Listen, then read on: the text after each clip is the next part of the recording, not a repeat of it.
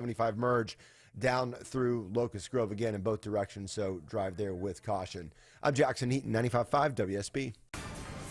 I'm Channel 2 Action News Chief Meteorologist Brad Nitz with Atlanta's most accurate and dependable weather forecast. Clouds, humid, scattered showers and storms. That's going to continue with us really for the next several days. Monday starts at 71, high 85, rain chance at 70%. And we'll keep that chance at 70% Tuesday with a cloudy sky, low 72, high 86. 81 degrees in Roswell, 81 in Riverdale, and it's 82 degrees here in Midtown Atlanta. Stay with WSB for continuing live coverage of President Biden's decision to drop out of the presidential race tonight. More with Chris Chandler and Mark Arum is coming up next. I'm Jonathan O'Brien, 95.5 WSB.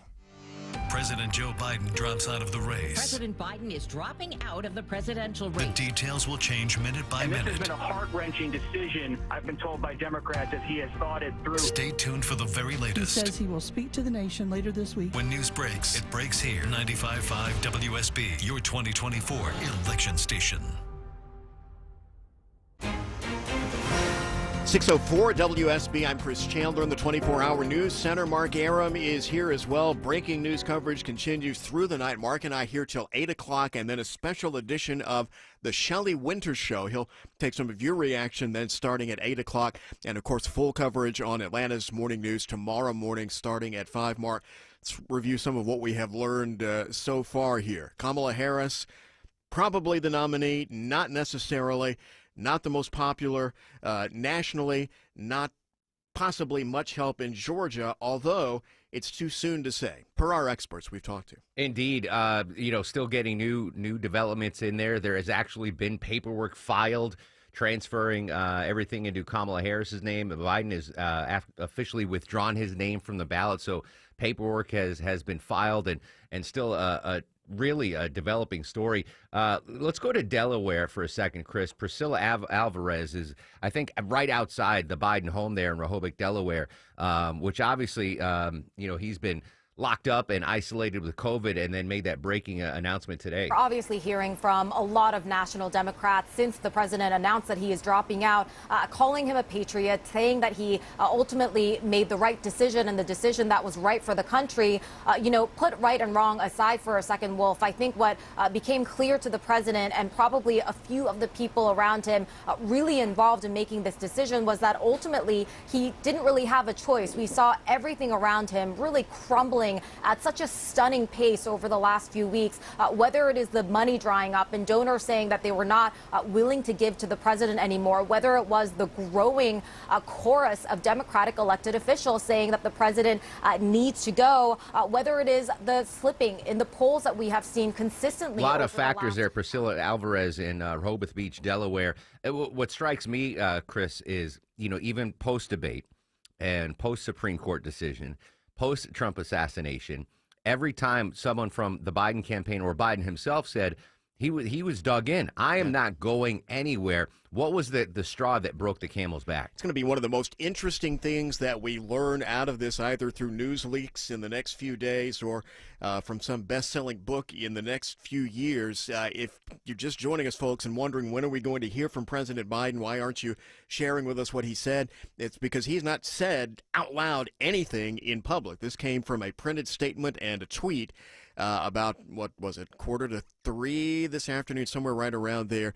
And then he's not going to speak, Mark, publicly until a presidential address at some point late this week. And we've had no official word of how he's doing recovery-wise because of COVID. The back channel hints we've gotten from several correspondents, like separately over the last couple of days, he's apparently pretty sick. I keep hearing about a hacking cough. Yeah. Well, speaking of a hacking cough, I think the flashpoint that started this domino of breaking news that led to the announcement today was that presidential debate, that fateful Thursday just down the street here from WSB Radio on CNN.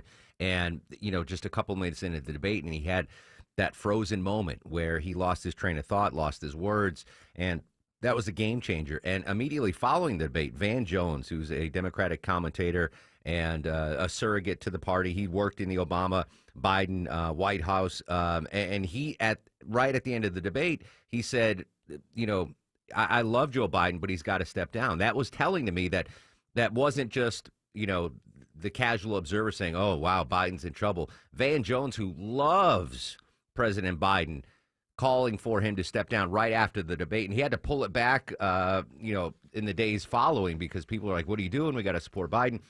Van Jones' reaction today, again, he worked in the Obama-Biden administration. This was his immediate reaction to the announcement today. The Democratic Party is a family. At the end of the day, this is a family matter. You know, Joe Biden's body may not be as strong as it used to be. His language skills may not be as sharp as it used to be. His heart is as big as ever. His heart is as big and as true and as strong. And this is the difference between a politician and a leader. He made a selfless decision, and people are heartbroken. Even people who are pushing for this to happen. It's kind of like when your grandpa, you got to take the keys, and everybody, you got to take his keys, you got to take his keys, you got to, and he's fighting, and everybody's so frustrated, and then you finally get the keys back, and then you just cry, because this is somebody that you love, this is somebody that you care about, this is somebody who was there for you, this is somebody you wouldn't be here without him, and you have to take something from him. Now, this is not, look, politics is politics, but this is a human moment for one of the great humans in America. This is a huge moment for him, for his family, for all of us who love him, for all of us who wanted him to get across the finish line. But if you're a young person watching this, this is leadership. This is patriotism. This is what it means to put the country first, and put the party first, and put the cause first. When your arm gets tired, you let somebody else finish pitching the game.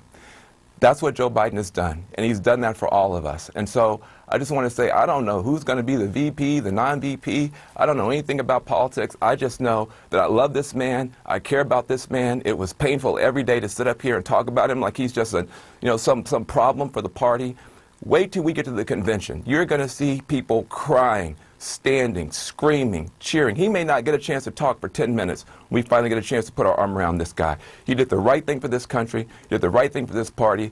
All of us are going to be in this situation someday, and I hope that we take a moment to honor this man and to love this man. I love Joe Biden. I appreciate what he's done, and a lot of people are heartbroken today. Even if it's the right thing, it's still just horrible. Van Jones, immediately after the announcement on CNN, I think a lot of Democrats are going through what Van's going through, a bittersweet moment. They love the man, but they understand the situation. That's a really good analogy, taking the car keys away and the older person really not wanting to surrender them.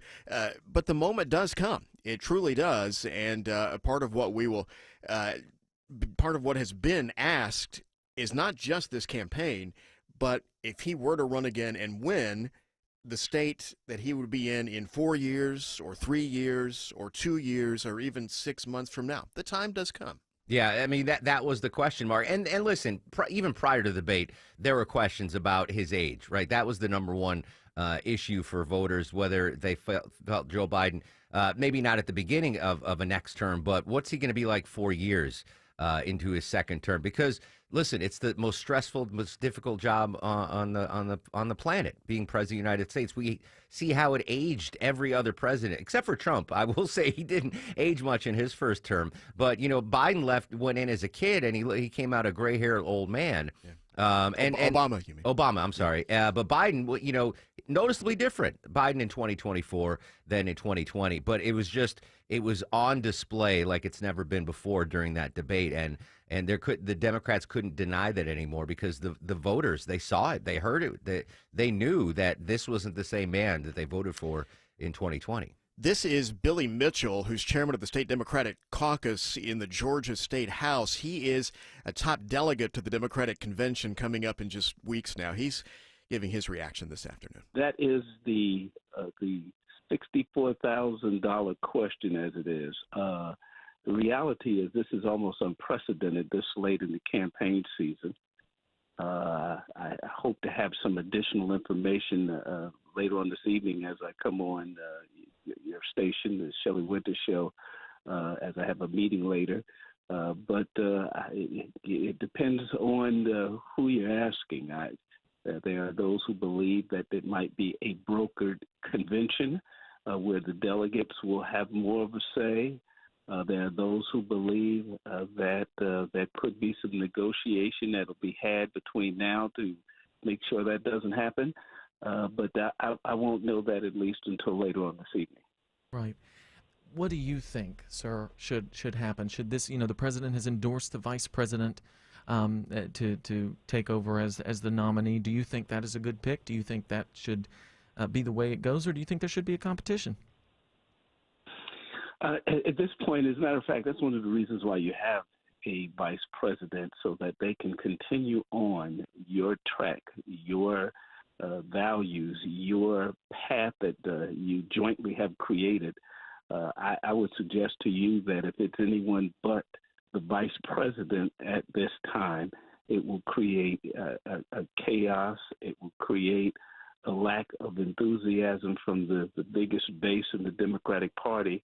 I would think that it would not be a good thing if it was anyone else but the present VP. That is top Georgia Democrat Billy Mitchell, who'll be right there at that Democratic convention in a couple weeks now. One thing that we should talk about, I discussed this with ABC's Jim Ryan at the Republican convention in Milwaukee as it wrapped up early Friday morning. You look at the Republican convention, which was outwardly, at least in performance and show business terms, slick, energy, enthusiasm, purposeful, a touch of youth with the addition of J.D. Vance on the ticket. And compare that to the state of the Democratic Party now heading into their convention in a couple weeks. Chaos might be putting it a little too strongly. Disarray, I would probably go that far here at this point. We'll see how things shake out. And our breaking news coverage continues here on WSB. Mark Arum with Chris Chandler. It's coming up to 6:15 now. Stay with us. There's only one thing better than free AC for the summer.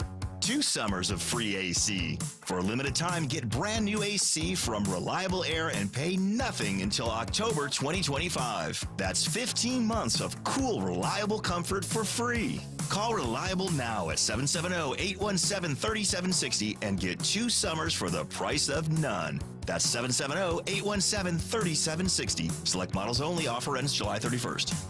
Don't get fooled by window fiction. It's Ted and Jonathan from North Georgia Replacement Windows. Now they're calling it vinyl composite, but no matter how they say it, vinyl windows are still bulky, cheap, and plastic. Infinity from Marvin fiberglass windows are beautiful, not big and bulky like vinyl composite windows. Experience the fiberglass difference at your home or in our new Alpharetta showroom. 0% interest available. Infinity from Marvin Replacement Windows, yeah!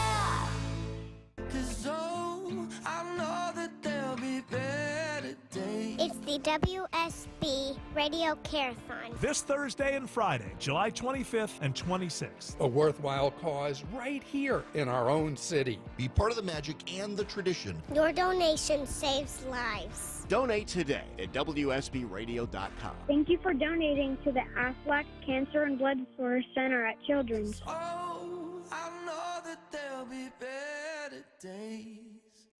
High five! Up top! Heck yeah! Dave's company just got the first ever 5-year price lock guarantee from Comcast Business. Yeah, 5 years! It's 5 years of gig speed internet. High five for gig speed. 5 years of advanced security. Security win. And 5 years of a great rate that won't change. Our rate ain't changing. All from the company with 99.9% network reliability. There it is. He hasn't given this many high fives since Deborah brought in her famous banana bread. Woohoo! Now he's got savings. I'm so excited. Yep. Dave's feeling it, but it's only for a limited time, so don't wait. Switch today and ask how to get the first ever 5-year price lock guarantee from Comcast Business. Powering 5 years of savings, powering possibilities. Comcast Business. And it's hurting, but I am not stopping. Woo! Ends 8/21/24. Guaranteed rate applies to monthly service charge for new customers on qualifying internet bundle, excluding taxes and fees. Other restrictions apply. Retirement doesn't have to be complicated. Are you sick of all the fancy charts and investment mumbo-jumbo thrown at you to justify the Wall Street fees you're being charged? It's not the size of your nest egg that matters, but rather the income it can produce. Hi, I'm Mitch Lyons, best-selling author and star in a brand new Hollywood documentary called The Retirement Deception. In this film, we traveled over 20,000 miles interviewing real Americans who have retired successfully with a great lifestyle and peace of mind. They share their stories on how they get more retirement income with the same dollar saved, and the money is never at risk if the market crashes. That's right. If the market market crashes 30%, you lose nothing. Even the super wealthy are shifting money into this new strategy because it increases their retirement income or can allow them to stop working years sooner. So if you are over 50 and want a bigger, better, stress-free retirement, call to talk to a specialist and get a free copy of this brand new movie, The Retirement Deception. 888-471-3896. This is a $30 value, but when you call today, you get it completely free. So don't delay. Call 888-471-3896. Again, that's 888-471-3896. 6:18 on 95.5 WSB, continuing our live team coverage here in Atlanta of the bombshell breaking news you heard earlier this afternoon live. President Biden drops out of the presidential race, quote, saying it is in the best interest of the country. Mark Arum and Chris Chandler are going to be with you live till 8 p.m. Then Shelley Winter continues our coverage. Coming up at 6:35, we're going to go live to the nation's capital and talk to Kirsten Garris. She covers all things D.C. for our sister stations there. 6:45, you want to know what the Republican reaction to this is? We're going to hear from Josh McCoon, the Georgia Republican Party chairman. We'll continue to bring you updates on this still developing story. In fact, let's go to the White House. MG Lee is the White House correspondent for CNN. Going into the weekend, MJ, you know, it seemed like Biden was dug in, wasn't going to drop out. You know, what's changed? Well, clearly, Wolf, President Biden came to accept and see that there was no political path forward for him. He knew that the money was drying up. He knew that the support within his own party was eroding. He knew he was slipping in the polls. In this letter that was addressed to the American people, he said he fully intended to seek a second term, but he said, I believe it is in the best interest of my party and the country for me to stand down and to focus solely on fulfilling my duties as president for the remainder of my term. And moments later, he would endorse his vice president, Kamala Harris.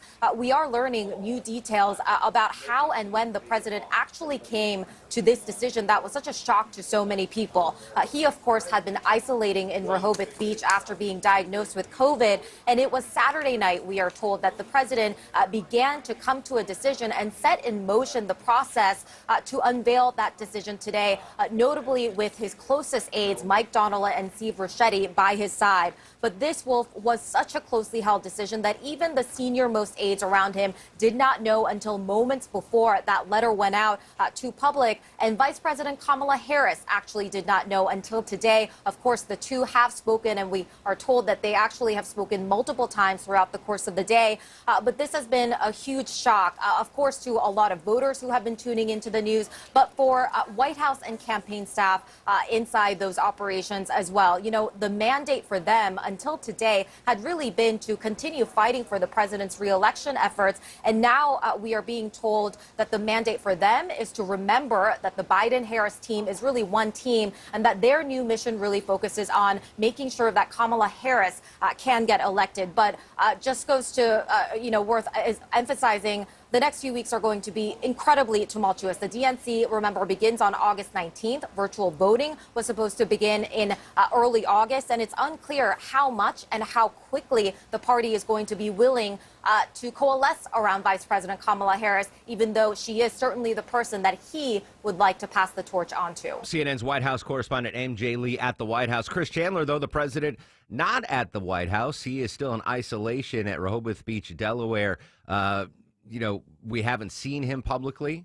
We haven't heard from him publicly today since since he started the COVID isolation. But we expect to hear from him later this week. That's right. No details yet about that. Just this printed statement. And if you have not heard, I'll just read the important point here. It's 5 paragraphs, and this is the historic quote. It has been the greatest honor of my life to serve as your president, and while it has been my intention to seek re-election, I believe it is in the best interest of my party and the country for me to stand down and to focus solely on fulfilling my duties as president for the remainder of my term.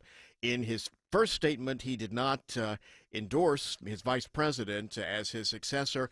In a follow-up tweet, which came just a few minutes later, and for whatever reason it was a follow-up, he did endorse Kamala Harris as his successor. And as Marcus said, there's been paperwork being filed already to transfer Biden's campaign apparatus and some of the money over to her. No time being wasted. And this, I mean, this has been a campaign full of shocks and surprises, right? The debate, the Supreme Court decision made waves in the campaign, and obviously the attempted assassination on former President Trump. I mean, these are all massive things that have happened in the campaign.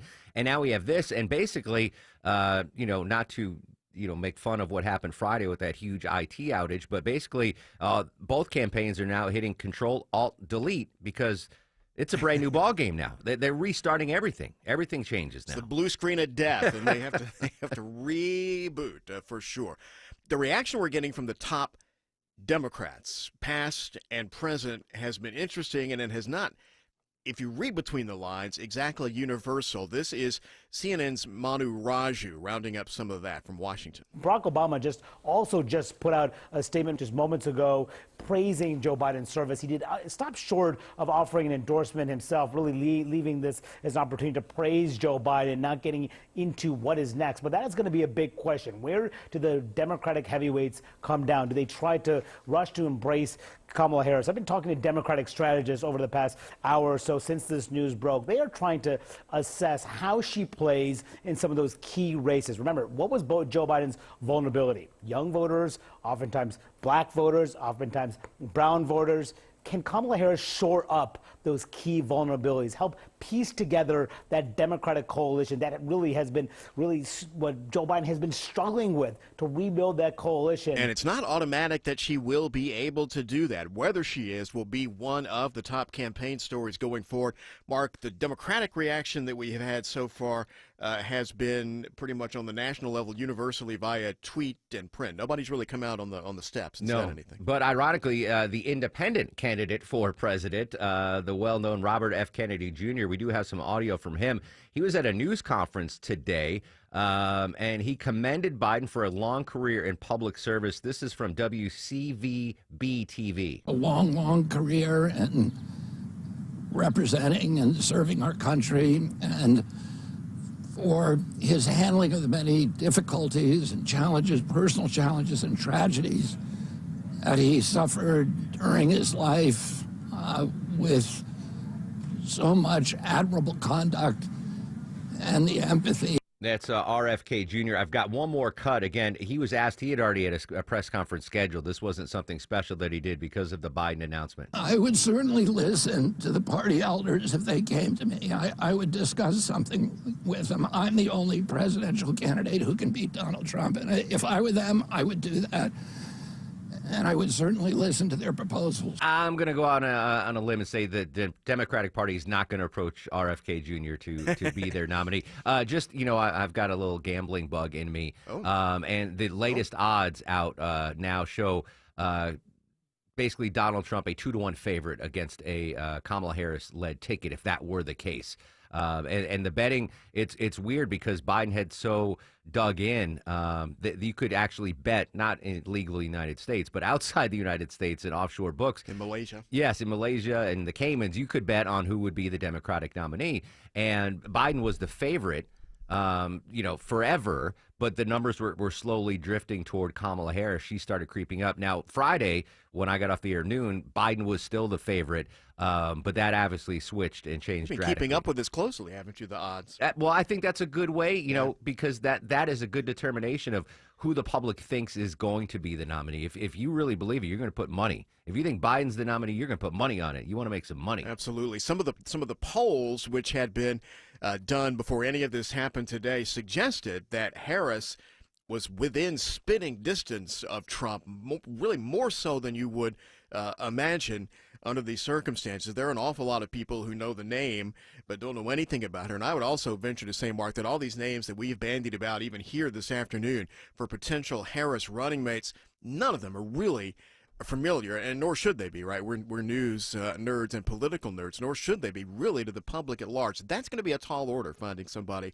appropriate and that could be successful. Yeah, that's a good point, because we are in this, 24/7, and we've been following the campaign for a long time. I think a lot of average Americans have things tuned out, and they might have. Their interest might have been piqued during the debate. Everyone's talking about this debate. What happened in this debate? But certainly everyone after the assassination attempt of the former president, even if you were, had your head in the sand and didn't care, everyone started paying attention to the campaign there. It's a string of bad luck for Biden and a string of amazing luck for former President Trump. You think of the consecutive victories he's had. The debate stage, the Supreme Court decision, the fact that most of his pending legal stuff is in limbo and probably will never get to court, and the RNC and the assassination. He survived an assassin's bullet. I mean, just win after win after win. I just don't know if this announcement will take any of the wind out of the sails of the Trump campaign or Republicans nationally. A Trump line from a rally yesterday was, "I took a bullet for democracy." Of course, thank goodness he's okay, but you can't buy a line like that, and he legit can say that. Absolutely, and we saw the unity of the Republican Party at the Republican National Convention. Listen, it's Trump's party now. I mean, it's 100%. There's no question about it. Donald Trump is the Republican Party. The question is, will the Democrats coalesce in time for their convention, which isn't too far away? And will we see the same unity behind whomever the candidate is, if it's Kamala Harris or someone else? Will we see that united front? Or I know the Democrats fear this, a brokered conference or a contested convention where things can get chaotic. All right, so we'll have an update about 1 minute from now. If you'd like to hear the latest info and just coming in and don't know much about what has happened, we will run it down with you from the top. And, Mark, after that, we'll go to Washington, D.C. and talk to our Cox Media Group reporter, Kirsten Garris, there in Washington. She was with us last week during our Trump assassination attempt coverage, and she was full of info, so it's interesting to hear what she has to say. A lot of the reaction that we are getting on a national level is coming there out of Washington. Indeed, she's going to join us live, and I'm really excited. 6:45, Josh McCoon, Georgia Republican Party chairman, is going to join us live. Very anxious to hear what's going on inside Republican corridors of power with this huge announcement. He's just back from Milwaukee, so we will ask him what he was hearing on this subject in the smoke-filled room, so to speak, before this news came today. All right, Mark Arum and Chris Chandler here. Our breaking news coverage continues. Let's get the latest right now. 6:30 here at WSB. I'm Jonathan O'Brien at the Breaking News Desk with continuing live in-depth team coverage of President Biden's decision to drop out of the 2024 race for president. Here's the latest. CBS News special report. Change of course in the presidential race. There are 107 days to go, and this is a very large ship to turn. President Biden today on social media ending his re-election bid. CBS's Natalie Brand adding. In his statement, President Biden says he's offering his full support and endorsement of Vice President Kamala Harris to become the Democratic presidential nominee. CBS's Margaret Brennan brought up the possibility when she spoke with the vice president last year. Even Democrats are worried about the president's age. The Wall Street Journal had a poll showing 2/3 of Democrats say Joe Biden is too old to run again. Are you prepared to be commander-in-chief? Yes, I am, if necessary. Some saying it's necessary after the 81-year-old's poor debate performance. Washington Congressman Adam Smith. Kamala Harris is a very accomplished person, a very capable public speaker. She's got a great record to run on. I think it jolts the campaign in a way that it needs to be jolted. CBS's Ed O'Keefe says party leaders are tentatively planning a roll call vote August 1st. In essence, attempt to put Harris's name formally in the nomination and make her the nominee. So now someone who may not like that idea only has about 10 days to say no. If elected, Harris would make history. She's already the first woman, black person, and person of South Asian descent to serve as vice president. CBS News Special Report, I'm Heather Bosch. Georgia Democratic Party Chair Nikema Williams saying in a statement tonight, quote, "We stand firmly behind Vice President Harris." Former Georgia House Democratic leader and DNC delegate Steve Hansen tells WSB the delegates will now get to work. We're going to make sure that there's a fair and open process to make sure that the nominee we have is someone who is supported by the party and capable of winning a general election. Word coming in tonight that the campaign has already been changed to Harris for president in a filing with the Federal Election Commission. The Democratic National Committee is also renaming their victory funds tonight. Kennesaw State University political science professor Kerwin Swint says Harris and her team will be working overtime. Over the next days and weeks, she's going to have a fresh opportunity to reintroduce herself to the American people. And I can only imagine her team and the image makers in the Democratic Party are going to go all out to make something happen in a positive way. Harris saying tonight that she will earn and win the Democratic nomination for president. The Trump campaign, meanwhile, calling Harris a joke, and they're already running opposition ads to Harris in multiple states. A new poll out tonight from the Atlanta Journal-Constitution shows former President Donald Trump holds a slight lead over Harris here in Georgia, 51 to 46% in a head-to-head matchup. That poll was taken before the news that President Biden would drop out of the race today. We will have much more on this breaking news through the evening live here on 95.5 WSB. But first, we're going to step out to the 24-hour traffic center at 6:33 and check in with Jackson Heaton. Looking in, Gwinnett County got a crash on the right shoulder that is causing some really bad backups. 85 southbound past Pleasant Hill Road, exit 104. Again, it's on the right shoulder, but sticking out just a little bit in that far right lane. So people are having to get over. We're seeing those delays back to the 85-316 split. So if you're in a hurry trying to get somewhere fast, use Satellite Boulevard as your alternate. This report is sponsored by Whole Foods Market. Brighten your summer at Whole Foods Market. Save with Prime on best of season organic blueberries or organic red cherries through July 23rd. While supplies last, shop in store or online. Terms apply. I'm Jackson Heaton, 95.5 WSB. I'm Channel 2 Action News Chief Meteorologist Brad Nitz with Atlanta's most accurate and dependable weather forecast. Keep some showers and storms around, possible really through this evening and overnight. And Monday, more wet weather, rain chance at 70%, low 71, high 85. And we'll keep that 70% chance of rain on Tuesday, low 72, high 86. 80 degrees in Lithia Springs, 80 in Stonecrest, and it's 82 degrees here in Midtown Atlanta. Stay with WSB for continuing coverage of President Biden's decision to drop out of the presidential race. More with Chris Chandler and Mark Arum is coming up next. I'm Jonathan O'Brien, 95.5 WSB. President Joe Biden drops out of the race. President Biden is dropping out of the presidential race. The details will change minute by minute. This has been a heart-wrenching decision, I've been told by Democrats, as he has thought it through. Stay tuned for the very latest. He says he will speak to the nation later this week. When news breaks, it breaks here. 95.5 WSB, your 2024 election station. We do not know when that speech might be, what form it might take. The president delivered an Oval Office address just last week, as you know, about the Trump shooting. That is a rare event, at least has been for the last two presidential administrations. President Trump rarely used that most formal of settings for his talks, and President Biden has not used it often either. This seems like, Mark Arum, an occasion that would rate that most formal and important of settings, but we don't have any idea how this is going to go. And as far as we know, the president is still up there in his COVID seclusion in Delaware. Indeed. I think unless, the COVID takes a turn, and we know firsthand it can take a bad turn, we expect to see him again. The big news on Capitol Hill this week will be the visit of Prime Minister Netanyahu from Israel.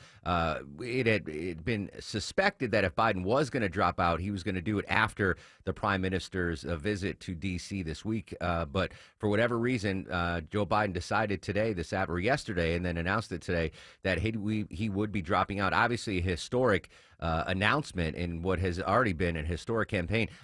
Speaking of history, I'm going to throw my professorial cap on and go a little history here. You got a propeller on the top. All right, two big history notes.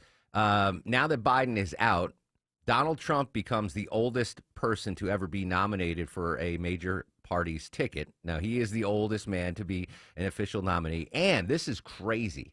2024 now, the election coming up in November, some calling it the most important election of our lifetimes, will be the first presidential election since 1976 without a Bush, Clinton, or Biden on the ticket. That's so. 76. Every election since 76, we've had a Bush, a Clinton, or a Biden on the ticket. That ends the line of secession, the royalty, if you will, the political royalty in November. So we're moving into a new era. Just at this moment, we don't have any idea what or who it's going to be. One thing about Biden staying in office, and this is something we'll want to ask experts about over the next few days. For example, Prime Minister Netanyahu, they have not gotten along the best. over the last months, Biden calling for restraint, at time offering criticism publicly of Prime Minister Netanyahu's prosecution of the war there to little avail. Netanyahu, just as an example, doesn't have any reason really to fear anything Biden might say or do at this point.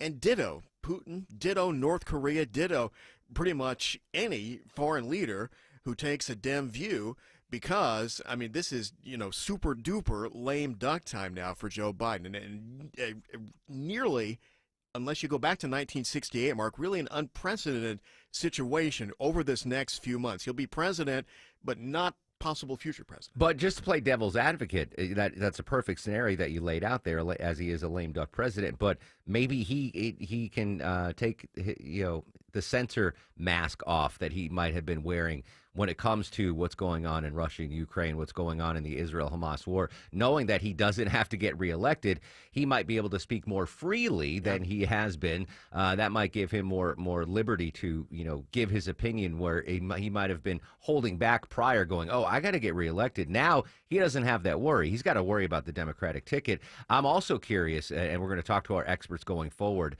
what folks down ballot, as Bill Crane says, are thinking about this, because I know there are a lot of nervous Democratic candidates, not just here in Georgia, but nationwide, that were worried. It's one of the huge concerns. Yeah, that a Biden at the top of the ticket would impact them down ballot. Now, is there a renewed enthusiasm for possibly a Kamala Harris at the top of the ticket? Does that help buoy any Democratic hope of reclaiming the House? Because prior to that debate, it all goes back to the debate, by the way. Prior to that debate, Democrats were thinking, hey, we got a chance to reclaim the House here, and that hope had been lost for the last couple of weeks. It does go back all to that debate, right? There had been weeks and months of talk that the situation was getting worse. There were videos going around of Biden wandering away from events, or there was the one where he was supposedly sitting down on the fake chair. Some of those, in absolute fairness and accuracy, were shown out of context or incomplete. They looked terrible, right? But when you saw him on that debate stage, and man, that awful, just killer moment was in the first 5 minutes of that debate, where he sort of completely lost his train of thought. There was no longer any question of whether things were being taken out of context or incompletely, because you could see and hear right before your eyes on every television and radio network. Yeah, massive earthquake politically there. Mark Arum and Chris Chandler live on 95.5 WSB, continuing our team coverage of the huge breaking news. Joining us live in the nation's capital, it's correspondent Kirsten Garris at the White House, or correspondent there. Kirsten, obviously a bombshell announcement from President Biden. What's been the reaction in the nation's capital? Well, as you can imagine, we're seeing some really sharp reactions and sharp attacks from Republicans. First off, former President Donald Trump issued a statement saying President Biden was not fit to run for office or to serve. He added in part, quote, "We will remedy the damage he has done very quickly." Republican House Speaker Mike Johnson is really reiterating that message. Tonight, he called on President Biden to resign immediately, saying, quote, "If Joe Biden is not fit to run for president, he is not fit to serve as president." Meanwhile, we are really hearing mostly praise from Democrats tonight. Right out the gate, Democratic Senate Majority Leader Chuck Schumer said that President Biden put the country and the party first with this decision. He called him a great president, great legislative leader, and, quote, truly amazing human being. Many Democrats are also already following President Biden's lead and rallying around Vice President Kamala Harris as the next potential nominee. So we're seeing that unity quickly starting to form. And even in Georgia, Georgia Senator Jon Ossoff quickly put out a statement on Twitter, or X, saying that he also supports Vice President Kamala Harris, saying that she is the right person for the job right now. Kirsten, what were you hearing in official Washington, behind the scenes, even behind closed doors? How much was it expected that this had to happen? Well, I know for the last few weeks, I heard you guys talking about that poor debate performance. We were starting to see more and more lawmakers come out publicly, urging the president to step down. I think as soon as we started seeing more senators really come out publicly, that may have been a major signal for the president, because there aren't as many senators compared to House members, and we saw some big names. I mean, we saw folks like Ohio Senator Sherrod Brown, who's in a re-election race this year, Montana Senator John Tester. These are the folks who were coming out publicly, and those were folks we were looking to see, who would come out next in terms of calling for President Biden to step down. Also, we've been seeing just even voters coming together. There's a new group of Democrats who formed shortly after the debate called Pass the Torch Joe, and I talked with one of their members here in D.C. They were rallying yesterday at the White House. They said they wanted President Biden to see them there outside the White House, calling for him to step down. So, this has been kind of a looming cloud, so to speak. I think everyone was waiting for the shoe to drop. It was just a matter of when something would come out, and we had heard Sunday rumored, and obviously now we know officially. And later on this week, we'll hear directly from the president. He has been home in Delaware recovering from COVID-19, so we imagine, he had that time to spend at home when he would have been out on the campaign trail, and obviously he came to this decision. Washington correspondent Kirsten Garris joining us live covering the breaking news on 95.5 WSB. Obviously, this has been swirling the rumors since that debate performance, Kirsten. But just as someone in the business, I was caught off guard with the announcement today. I thought it might come later in this week. You and the National Washington Press Corps, were you caught flat-footed on this as well? Let's just say I was not near the office when the news came in. And it's safe to say we were all caught off guard. If you haven't checked X, CNN's Wolf Blitzer tweeted that he was at brunch having a Wolf Blitzer and spritzer, and let's say he was soon at work and not with a spritzer in his hand. So I think it's something that, again, a lot of folks I think to your point, we assumed he might make this decision during the week, after he had recovered from COVID, because obviously his health and other things had been called into concern and question. But this was definitely not in my plans for this Sunday. But I think It is something as I'm getting reaction in, we're reading the reaction. A lot of people are thanking the president for, taking this necessary step. I know some of the phrases I've seen from some lawmakers are things like this was he took a step as a patriot to make this decision. They're thanking him for his service, what he has done. But like I said, I think notably is the resounding support around Vice President Kamala Harris. And this is something I think people may not appreciate just because we saw, President Biden and Vice President Kamala Harris as, a package deal, so to speak. Vice President Harris is not officially the nominee, and it isn't as simple as, putting her name on a ticket and taking off the president. There's a whole process that the DNC will have to go through. Delegates are now really in play. Typically when you go to the convention, delegates are just saying, oh, yeah, in the primaries, we all selected this person. We are affirming that decision. Right. Now they're actually in charge of deciding who is going to be the next nominee. So while Vice President Harris has the best shot, notably, anyone else in the Democratic Party could be nominated. So this is truly going to be a historic convention. I will be there along with WSB's Richard Elliott. So we'll be on the ground watching what happens. But it's safe to say this is just the beginning of what could be a very unique convention, and it's ironic it's in Chicago because in 1968, the last time the DNC was in Chicago, there were protests then. So let's just say Chicago is not working well for the Democrats. I've lost count of the comparisons to 1968 people have made over the last few weeks. We may look back on this year and really see it as that full of turmoil and tumult. Kirsten, thank you very much for your time tonight. We'll be back in touch. Sounds good.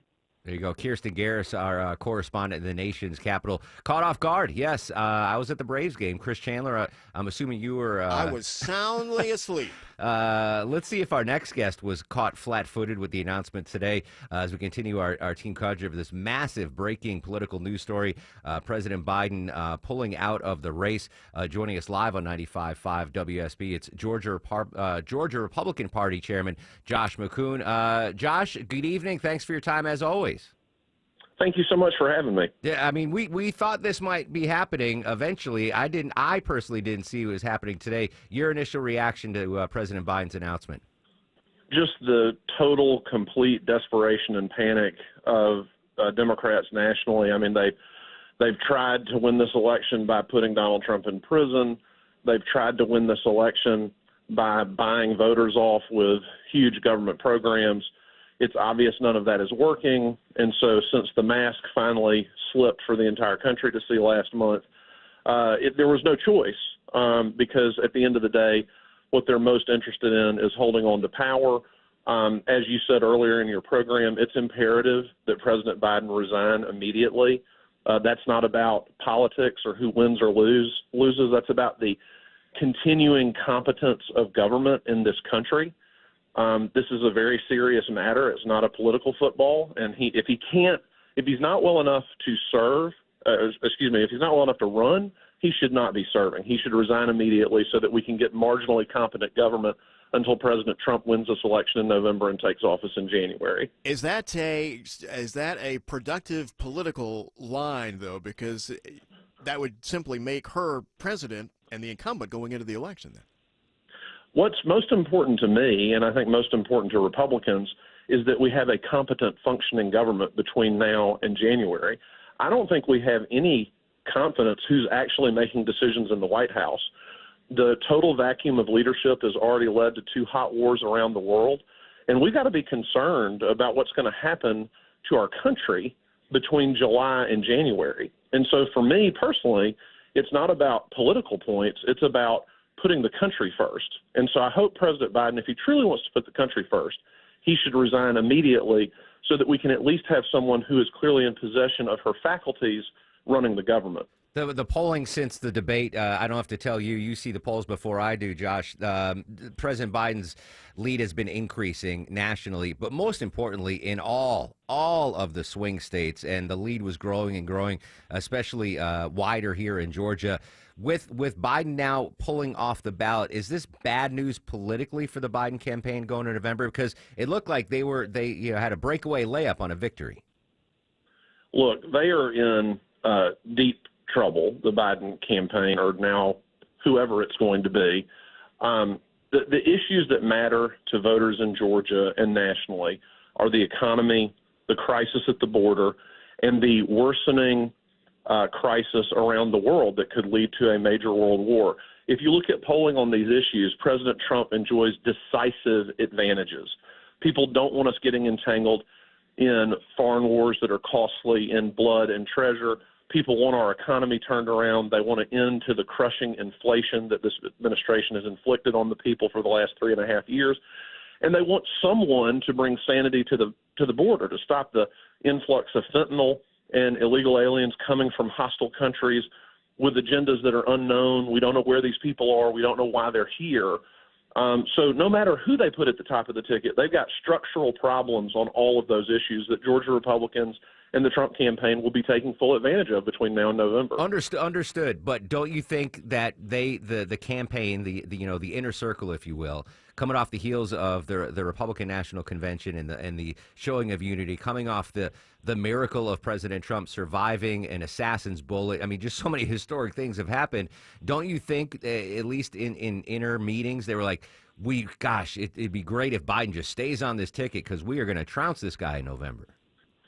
Look, President Trump said this. I've said this in the weeks that have led up to this decision. It does not matter who they put on the ticket. I mean, I want you to think about the kind of chaos and desperation that has to be in place for these people to look at this 107 days before the election and say, we're going to take the sitting president of the United States off the table. Somebody with 100% name ID, we're taking him off the table. And we don't know who the nominee is going to be yet. It might be the vice president, it might be somebody else. But that level of desperation shows you a party in total chaos and turmoil, as opposed to the Republican Party, which is very much together, which has a united message. And so it doesn't really matter who they run. They've got these same problems no matter who they put at the top of the ticket. Chairman, this is Chris Chandler, also here in Atlanta. Pretend like it's September or October. Are you confident? Do you have hope that maybe this current turmoil will have faded enough to get back to those issues that you were just talking about, immigration and all the rest, and have some sense of a normal campaign by that time?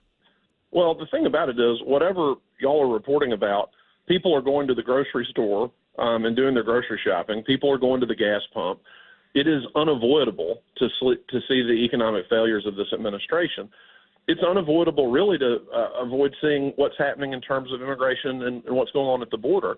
If the Democrats have an open convention next month in Chicago, and there's a contest and a fight over who the nominee is going to be, look at 1968, 1972, and 1980. Those were open contested conventions for Democrats, and what all of those years had in common? A Republican in the White House.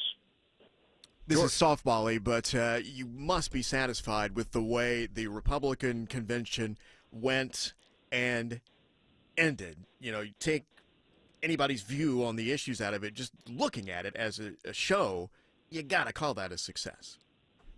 You know, I've been to 5 of these conventions. By far, in my opinion, this was the best one, not only to be in the hall watching, but for people back home watching on television.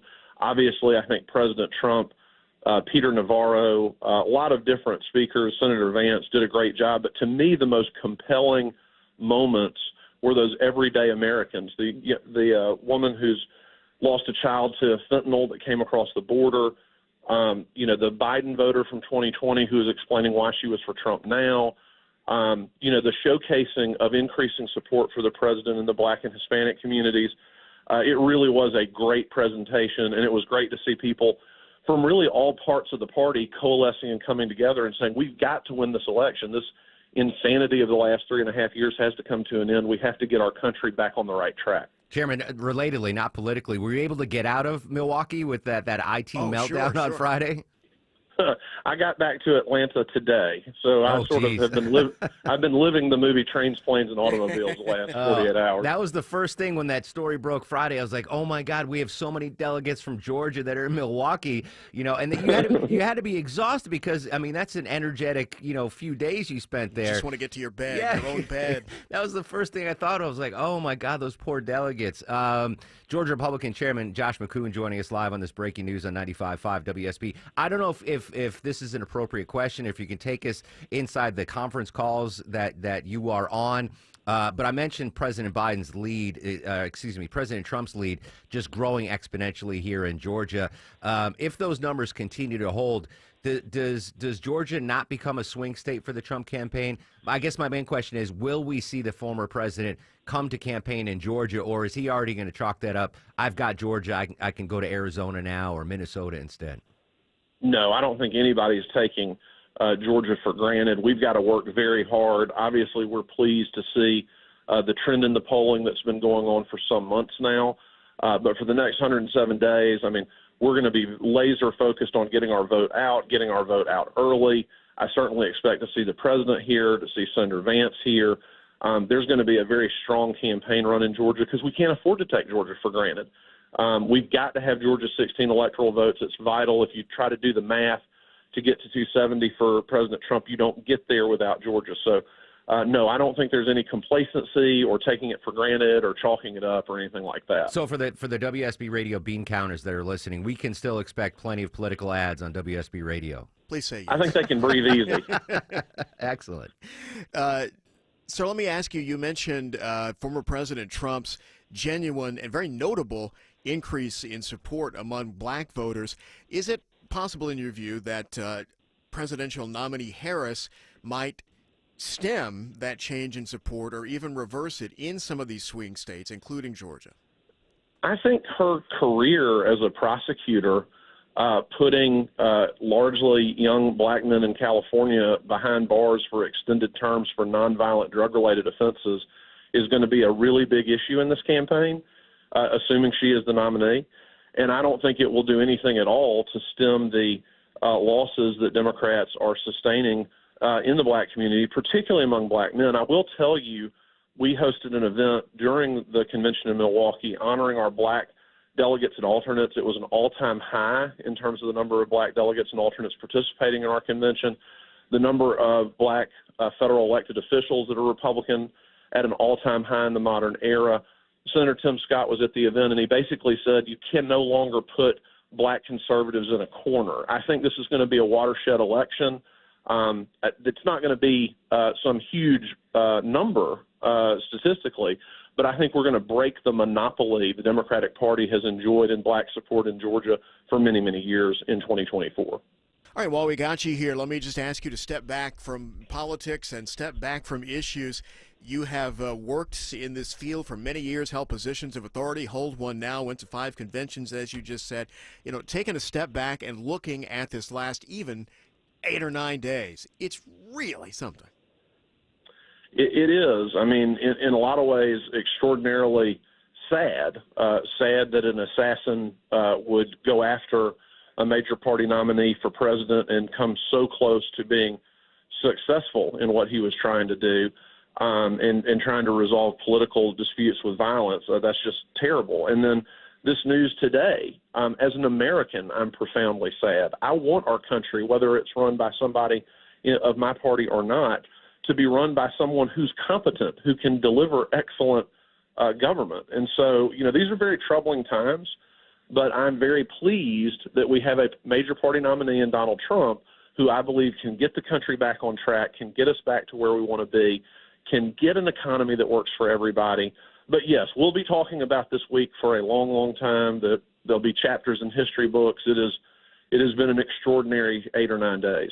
Well, I'm glad you managed to get home. You were sounding remarkably alert and cheerful for a man who it's just taken 3 days to get home from Wisconsin. So we appreciate your time tonight. Thank you. I'm happy to be back in Georgia. There you go. I can imagine so. Thank you so much, Cameron. I really appreciate it. Thank you all. Bye-bye. There you go. All right. Republican Party Chairman Josh McCoon. It's really interesting listening, Mark, to the callers to the Eric Erickson part of our breaking news coverage earlier this afternoon. And certainly this is not a criticism of any of them, how quickly the reaction, the surprise, turns to gaming out the politics of things, right? Things move so quickly these days, and in a way, this was so expected. It's more the timing that was the surprise, that everything and everybody and everybody's imaginations are and analyses are just jumping into overdrive at tippity top speed. Well, everyone's had 2 weeks because this campaign's been in purgatory, very true, in limbo, if you will. Post-debate, I mean, the debate happened, and we knew things were likely to change. It's just a matter of when. And then the failed assassination attempt just threw everything amok. And I honestly thought it was going to happen. I didn't think it was going to happen today while I was at the Braves game and you were at home enjoying your Eggs Benedict or whatever. I was napping.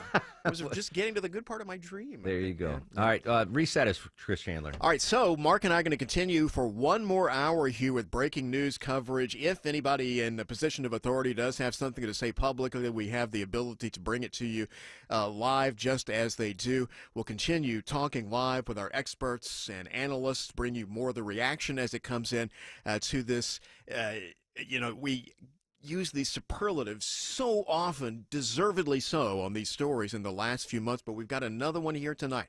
Unprecedented, very momentous story. The President of the United States, just within weeks of being nominated for running for another term, says he will not do so. He's withdrawing from the race. If you have just joined us, the latest coming right now. WSB Atlanta, WSB BFM, and HD1 Doraville. 95.5 WSB, Atlanta's News and Talk. It's 7 o'clock here at WSB. I'm Jonathan O'Brien at the Breaking News Desk with continuing live, in-depth team coverage of President Biden's decision to drop out of the 2024 race for president. This is a political earthquake. The words of former White House correspondent Peter Mayer tonight. Here's the latest. CBS News special report. President Biden today ended his re-election bid after mounting pressure, says CBS's Nancy Cordes. Ever since that disastrous presidential debate 24 days ago, when concerns about the president's health and his age were suddenly forced into the spotlight. CBS's Robert Costa on the significance of this. For a president to decide to not seek this under pressure from his party after thinking about the presidency going back more than a half century, it is hard to understate how much of a painful personal decision this was and how monumental of a political moment it is for the United States. Mr. Biden says Vice President Kamala Harris should become the Democratic Party's nominee.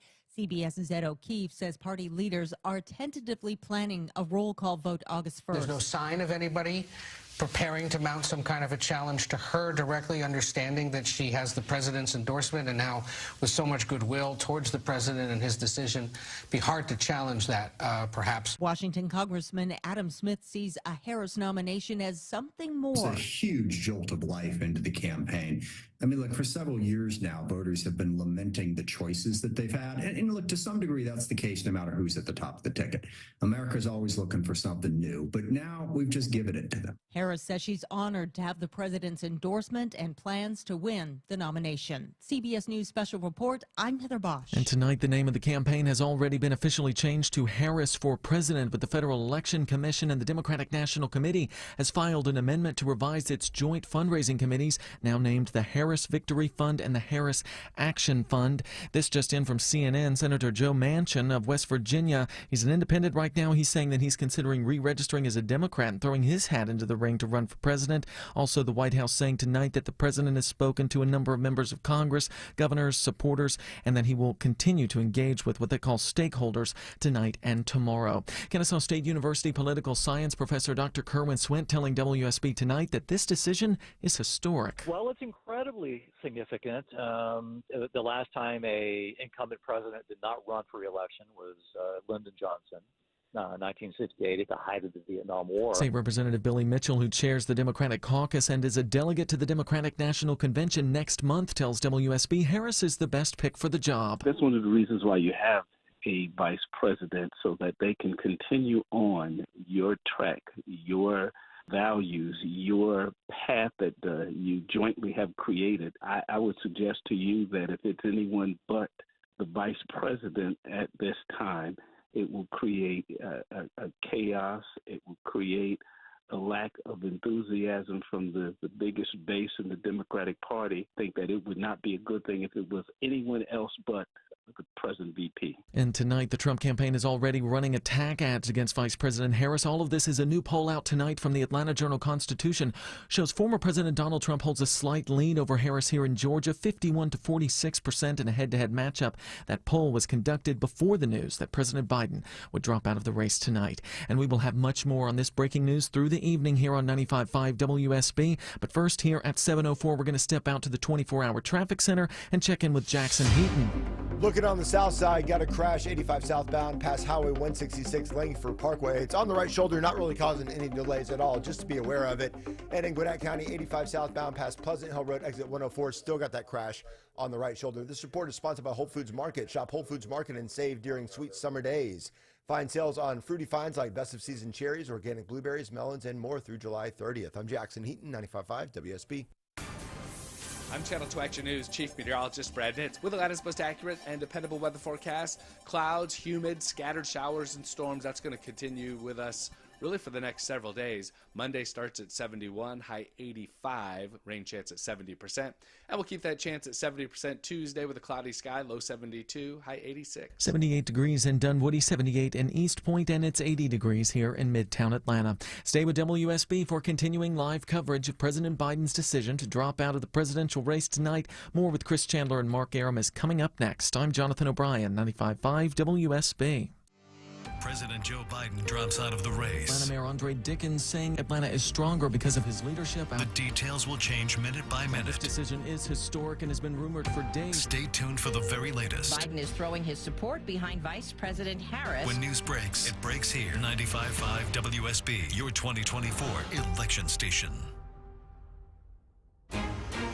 I am Chris Chandler. Good evening. What will UGA political science professor Charles Bullock tell his students about this afternoon? Yeah, these are extraordinary times in which we're living and in which you're getting prepared to cast your first ballot. And you may never see anything like this again if you live another 60 years or so even. And that was on our live coverage earlier tonight. So did we hear from longtime CBS News White House correspondent, former WSBer, in fact, Peter Mayer. He calls this a political earthquake and says this is a very tough time for the Democratic Party. This is very difficult for the Democrats in terms of the timing. They just sent out an email to their supporters saying, of course, they owe a debt of gratitude to President Biden. But this is the paragraph that jumped out at me. In the coming days, the party will undertake a transparent and orderly process to move forward as a united Democratic Party to defeat Donald Trump in November. United and unity, the words that have been bandied about, I think, more than any other during the last couple of weeks here from candidates and lawmakers and surrogates on both sides.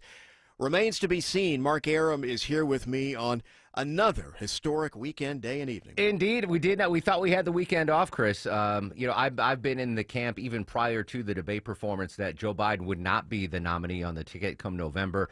And after the debate, that strengthened my opinion. But I expected the announcement to be made later this week. I didn't expect it to be made today. Again, the president announcing on Twitter, X, other social platforms, not a video announcement, a written letter announcing to the world, not just to his fellow Americans, but this is a global issue that he is not going to run for re-election. And he did it at his Rehoboth Beach house in Delaware. Willie James Inman is reporter for CBS. He's in Delaware. Earlier today, the president's doctor released a statement saying he is still experiencing mild symptoms, but his condition has significantly improved. We don't yet know when the president will leave his beach home here in Rehoboth, Delaware, but in that statement he sent to the American people, he said he would address the public in the coming days. Now, I mentioned Nora. We were caught flat-footed here because we didn't expect the announcement to come on the weekend when the president wasn't at the White House. MJ Lee continues our team coverage. She's the White House correspondent for CNN. You know, we have been reporting so much on the political reaction that has been pouring in since the president's decision,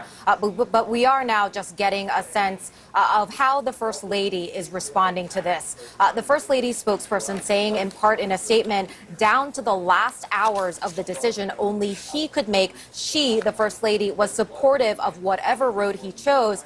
We also had gotten a statement from the president's son, Hunter, who we had reported in recent weeks had been very close to the political deliberations and really among the few people that the president was very much leaning on as he was deliberating about his political future. Here's a part of what Hunter Biden said. He said, over a lifetime, I have witnessed him absorb the pain of countless everyday Americans who he's given his personal phone number to because he wanted them to call him when they were hurting. He also went on to say, I'm so lucky every night I get to tell him I love him and to thank him. I ask all Americans to join me tonight in doing the same. Thank you, Mr. President. I love you, Dad. Wolf, the president had been so dug in and so resistant on the calls for him to drop out until the moment that he wasn't. And we are learning that that moment really came in the last 24 hours to 48 hours or so. Really, it was Saturday night. We are told that he came close to that decision and gave his aides the green light to start drafting that letter to the American people. One thing I am learning that was not a part of his decision, a part of his deliberations, were medical issues. I am told by a senior White House official that the president did not have any significant medical exams other than the daily check-ins that he has with his doctor, in part, of course, in recent days to monitor his COVID symptoms. The reason I want to clarify that is because within the last week, we actually heard the president saying in a BET interview that a new medical condition might actually be the only thing that might stop him from seeking a second term. And so this was clearly not a reason, we are learning, for why the president has decided to make this momentous decision. But as we were talking about, this is certainly an emotional day for the president and also his family as well. MJ Lee just moments ago at the White House. So we're hearing reaction from the president's son, Hunter, and his wife, Jill, whom, we talked off air about this, Chris, ultimately, and it's not just a Biden thing. Big decisions like this are usually made. Yeah, it's marriage. I would imagine at some point, Jill Biden, Dr. Jill Biden has been the biggest supporter. At some point, maybe she just threw her hands up and said, Joe, you might as well just get out of this. She has emerged as and to me it was surprising, divisive figure in some of this. It was startling to me, just as being in Georgia rather than Washington. Really, some knives came out from her through anonymous leaks and even some public criticism after that debate for accused of sheltering him too much, egging him on, keeping him in the race when she must have known it was unwise and so forth. Whether she comes out and says something in public in the next 2 or 3 days will be very important and interesting to watch, too. I still find it interesting that the president did not say something in public, even online. We see Governor Kemp all the time. Yeah. Trump does it. TikTok masters. You make a video statement for a minute and a half, and that's what gets played over and over on the news. Your words can't be twisted that way. All we have is this presidential statement, which I am tapping right there to show you that we have it. I can read that in any tone of voice I would like, right? And twist it any way I wanted to, as you could not do with his own words. That leads me to believe that he got hit harder with the COVID than was initially reported. That he just, I mean, in politics in 2024, appearance and delivery is everything, right? We go back to the debate. Biden's appearance during the debate and his delivery was subpar, and maybe he's just not up to snuff to bring himself to get in front of a camera and address the world and the nation about this withdrawal. I got to go back to this question, and we asked it. Maybe we can play it in just a little bit when we had KSU political analyst Kerwin Swint on. Again, CNN reporting now more Democrats are coalescing around Kamala Harris to be the presidential nominee. I haven't seen anyone come out and say we should have an open convention. If that is the case, and she does she even want Biden on the campaign trail for her, or is she going to try to separate herself from what Biden's done the last 4 years? And would he even be willing to go out on the campaign and campaign for someone else for a job that up until this afternoon he really wanted to do again? Eric Erickson talked about this earlier, and it has been widely reported over the years even that there was some tension between the two staffs, that she thought she didn't get enough respect from the Biden people at one point, at one time early on, asking why didn't they stand up when she entered the room, the same as they did for the president, right? And there was some debate about that. There has been some tension. She was given immigration sort of as a high-profile project. Not much came of that. More recently, she has been kind of the point person to talk about reproductive rights, abortion rights, and has broken through, I think, publicly a little more so with that than she has at any time before. But we say it's marriage. It's human nature to sort of look askance and wonder if, your former boss's people really are 100% with you. You couldn't help it. Indeed. And we've already heard a campaign ad sent out, not by the Trump campaign, but one of his super PACs. They've already transitioned to, putting out attack ads against Kamala Harris. Kamala was in on it. She covered up Joe's obvious mental decline. Our president is in good shape, in good health, tireless, vibrant. So they rip up the Biden playbook and they pull out the Kamala Harris playbook. And that clearly was not produced in 45 minutes flat this afternoon. Let's make sure people realize. Exactly right. And just looking on social media, which I don't suggest you do very often, but the Republican surrogates, highlighting that, hey, we have this border crisis. Guess who's been the border czar for the past 4 years? It's Kamala Harris. But to your point, most notably, and to be fair, successfully, she has been much better than President Biden on the campaign trail, talking about reproductive issues, female rights. That has been her groove, her niche. And I truly believe the Democrats want that to be the issue going forward from now to November. And it has been successful for them in statewide contests in various and multiple places across the country. The Georgia Harris effect, if it comes to that, will be interesting to see, because among many other things, and as you may have noted from the traffic, folks, she has been here probably half a dozen times over the last months for various reasons. She is no stranger here. Yeah, and I was legitimately asking the Georgia Republican Party chairman, Josh McCoon, who was on with us last half hour, as Trump's lead widened, I thought, well, why would they waste resources if Trump's up 7 points in Georgia?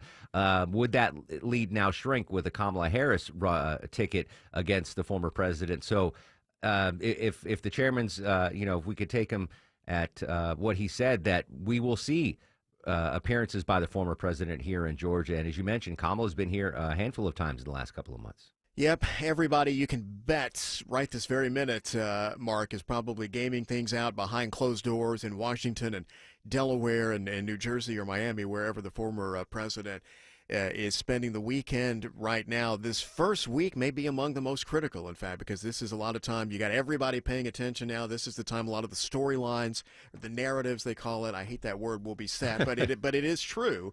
And so how everybody acts, reacts, and performs just in this next few days, including Biden when he speaks toward the end of the week, it's just absolutely crucial. Indeed. 7:16 on 95.5 WSB. Mark Arum, Chris Chandler, live anchored coverage of a massive political bombshell. Our coverage will continue till 8 p.m.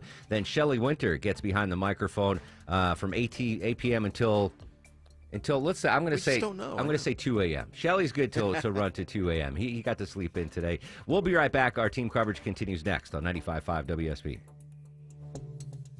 We weren't planning on selling our home, but our family's needs changed. Hi, I'm Caitlin, and selling our home with a guaranteed offer from Marks Bain Real Estate was the best decision we made for our family. Between taking care of the kids and working a full-time job, fixing up our house and keeping it clean for showings and open houses was overwhelming. I didn't know when I would find the time to do it all. Marks Bain Real Estate's guaranteed offer saved us time and gave us peace of mind. We went to their website, filled out a quick form, and received a call within seconds. The entire process was quick and easy. We sold our home for a lot more than we bought it for. With over 11,000 five-star reviews, I had peace of mind knowing I could trust Marks Bain Real Estate to sell our home fast and for more than we were asking. Their guaranteed offer allowed us to focus on what mattered most, taking care of our family. I would 100% work with Marks Bain Real Estate again. If you're preparing to move, check out Marks Bain Real Estate's guaranteed offer. Go to marksbain.com and see what their guaranteed offer would be on your home. There's no obligation. That's marksbain.com and start packing.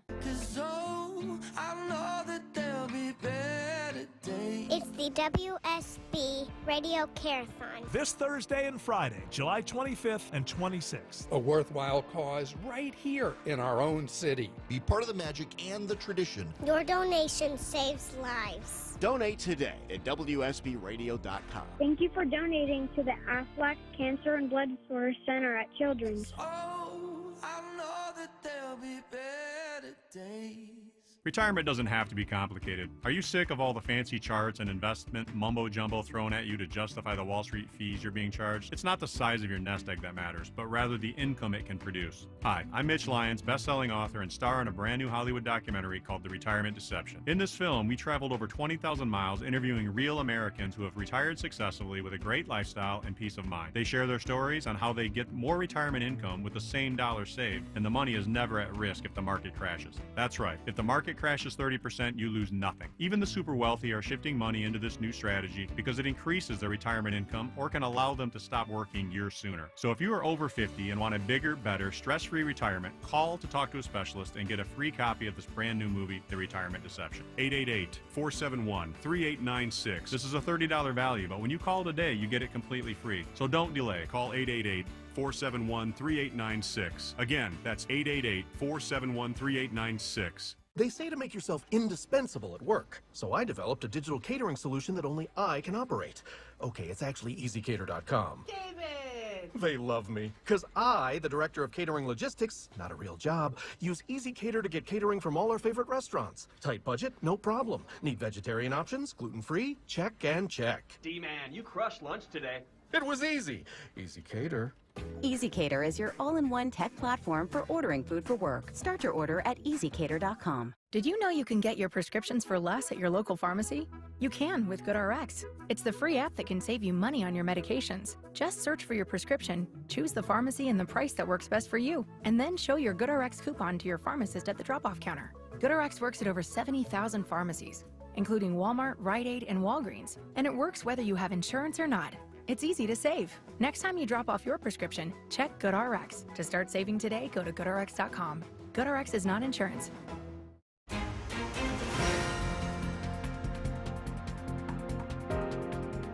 $7:19, our breaking news coverage continues here on WSB. I'm Chris Chandler with Mark Arum.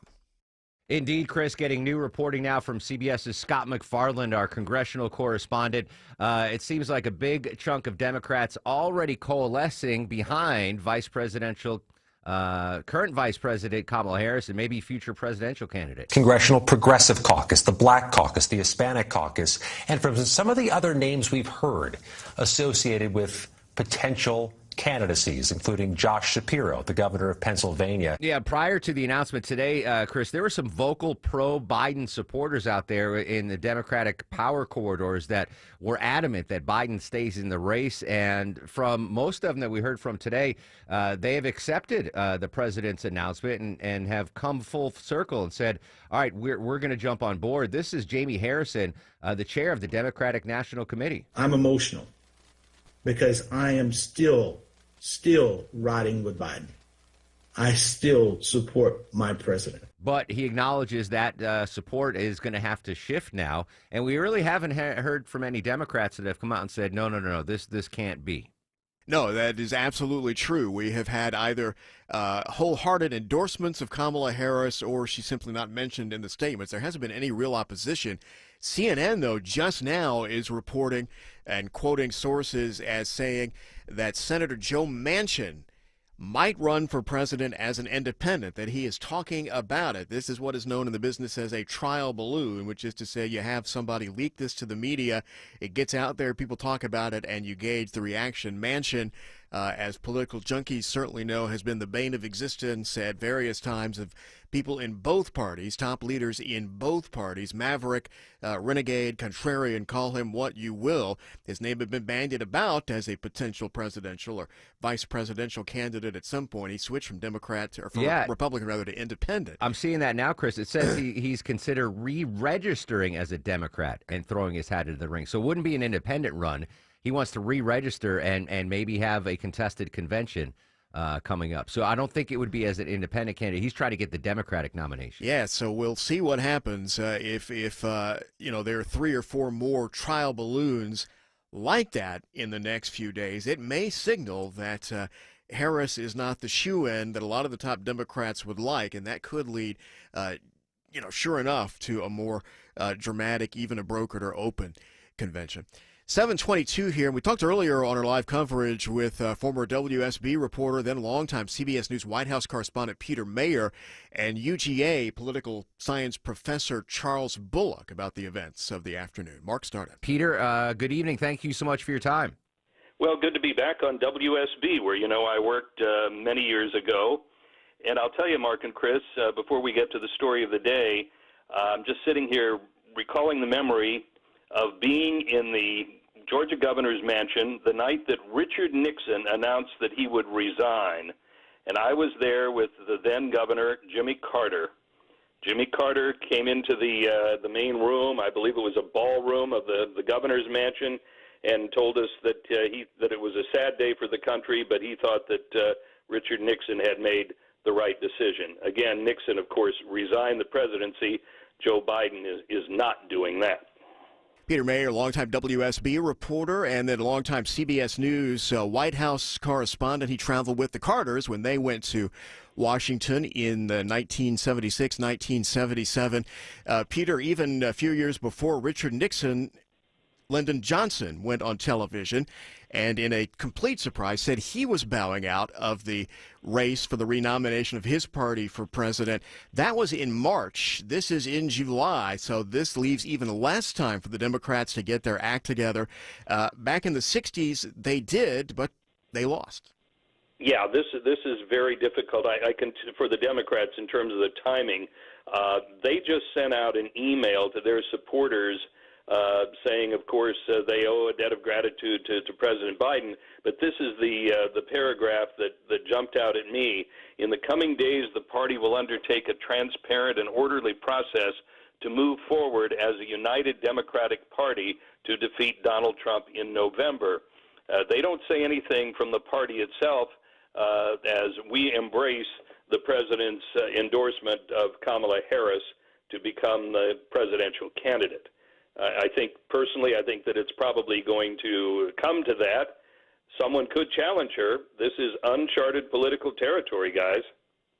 It really is. You covered the Carters for years. He is obviously no longer really able to speak for himself, and I'm not asking you to play a mind reader or soothsayer, but we just heard Eric a few minutes saying that Biden and Carter had gotten along better than Mr. Carter did with several of the former presidents. You have to imagine that Mr. Carter would be sorrowful to see this today and perhaps at least somewhat supportive of President Biden on a personal level.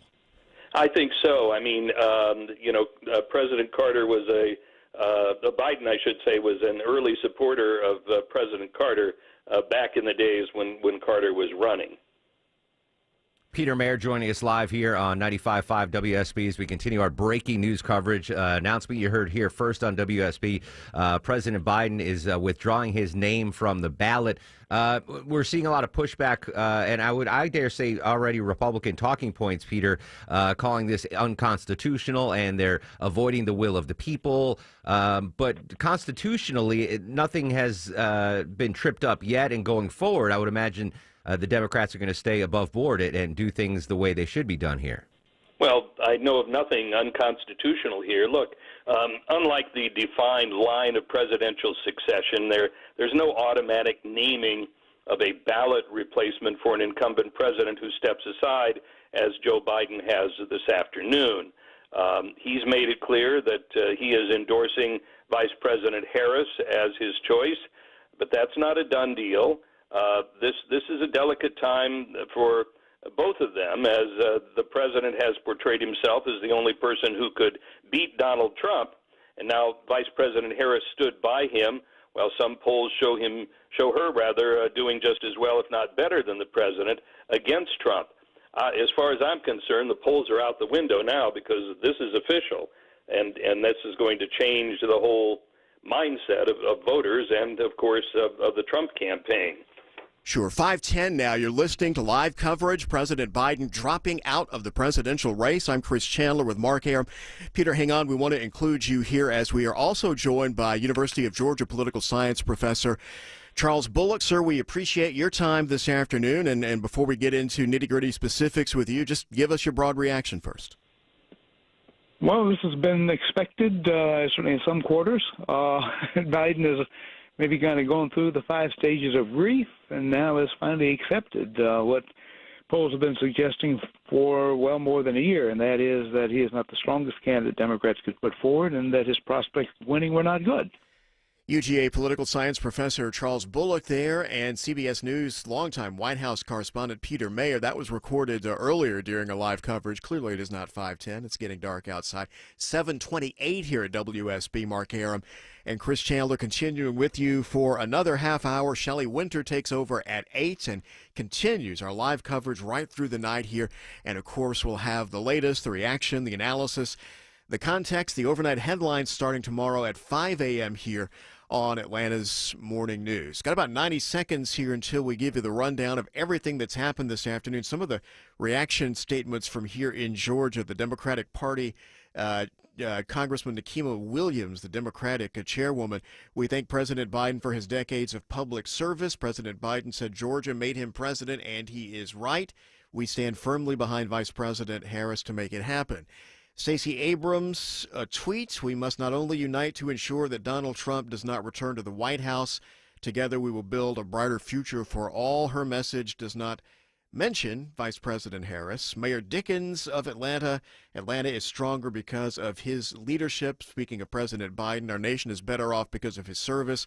I'm proud to call him a leader and, most of all, president. Chris, can I jump in for 1 second? Sure. Because I pull out that dusty bingo card, the political bingo card you had there. Yes, sir. This is something that was not on the bingo card. This just breaking. Nikki Haley voters, her PAC announced support for Kamala Harris. Nikki, No. Not the candidate herself, but one of her super PACs. Couple that with the Joe Manchin announcement.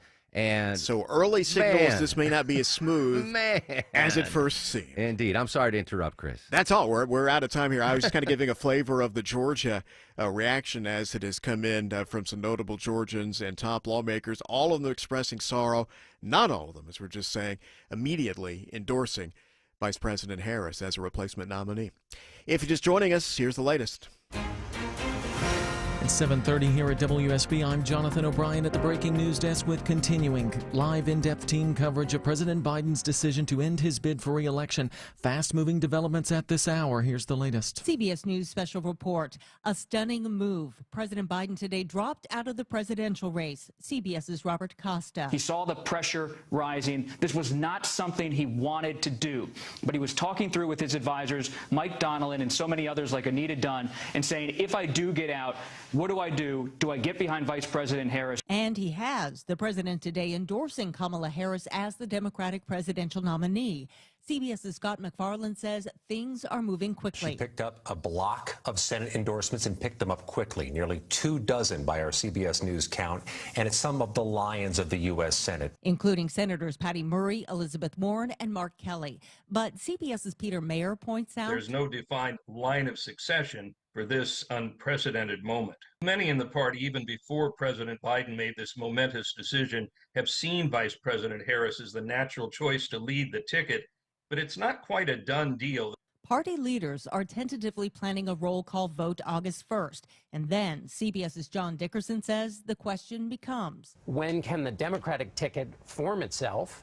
Which means, of course, that crucial vice presidential decision. But then when can it start prosecuting the case against Donald Trump, which it has not been able to do basically since the end of June? There are 107 days until the election. CBS News Special Report, I'm Heather Bosch. The decision by the president is sending shockwaves through Georgia Democratic politics. State Representative Billy Mitchell, who chairs the House Democratic Caucus and is set to serve as a delegate at the convention next month, tells WSB. The reality is this is almost unprecedented this late in the campaign season. He believes now's the time to get behind the vice president. Steve Henson, longtime Georgia Democratic leader and delegate to the upcoming DNC, and he says that he respects Mr. Biden's decision. We're going to make sure that there's a fair and open process to make sure that the nominee we have is someone who is supported by the party and capable of winning a general election. Kennesaw State political science professor Kerwin Swint tells WSB the next few days will be pivotal. We'll be watching in the next 48 hours for a clue on what kind of process the party is going to want to have here, how long it's going to take, what form it's going to take. And sources are saying tonight that Senator Joe Manchin, a West Virginia independent, is saying that he's considering re-registering as a Democrat, throwing his hat into the ring for president. And it's also being reported tonight that medical issues were not a factor, according to the White House, in the president's decision. Of course, we will have much more on this breaking news coverage through the evening live here on 95.5 WSB. But first, we're going to step out to the 24-hour traffic center and check in with Chip Canales. Thanks, Jonathan. On the south side, we have a crash, I-85 southbound past Highway 166 Langford Parkway on the right shoulder. No delays in the area. In DeKalb County, we got a crash, I-20 westbound past Panola Road. Exit 71 blocks the left lane. You can expect minor delays out of Lithonia. And in Henry County, volume building in both directions from 75-675 merge through Highway 20, Hampton Road, exit 218. You can expect minor delays in the area. Chip Canales, 95.5 WSB. I'm Channel 2 Action News Chief Meteorologist Brad Nitz with Atlanta's most accurate and dependable weather forecast. Keep some showers and storms around, possible really through this evening and overnight. And Monday, more wet weather, rain chance at 70%, low 71, high 85. And we'll keep that 70% chance of rain on Tuesday. Low 72, high 86. 76 degrees in Decula, 77 in Douglasville, and it is 78 degrees here in Midtown Atlanta. We will have much more continuing live coverage of President Biden's decision to drop out of the presidential race, coming up with Chris Chandler and Mark Arum. I'm Jonathan O'Brien, 95.5 WSB. President Joe Biden drops out of the race. Atlanta Mayor Andre Dickens saying Atlanta is stronger because of his leadership. The details will change minute by minute. This decision is historic and has been rumored for days. Stay tuned for the very latest. Biden is throwing his support behind Vice President Harris. When news breaks, it breaks here. 95.5 WSB, your 2024 election station. This is Chris Chandler, CNN's Abby Phillip in Washington about Kamala Harris. The big thing right now is how quickly can Vice President Harris consolidate this field. And I spoke with a top fundraiser for the Biden-Harris campaign who's in touch with dozens of donors who said, right now, this is hers to win or to lose. And frankly, she has 24 to 48 hours to do so. And we're already getting hints she may not do so with the decks having been cleared for her. Chris Chandler here with Mark Arum as our breaking news coverage continues. Indeed, sources close to WSB Radio and other outlets saying Senator Joe Manchin, who had switched from a Democrat to an independent, is thinking about re-registering as a Democrat and throwing his hat into the ring. He is the only politician that we know, or non-politician, that has decided that he might make a run for it. This is reporting from Caitlin Collins about how this all went down, right? So you left Friday afternoon. You wrapped up Atlanta's morning news. Happy as a clam. Happy as a clam, knowing, Biden is not going to make this announcement this weekend. I thought the same thing. I said, if he does, and I really believed he would, it would be later in the week after the Israeli prime minister comes to D.C.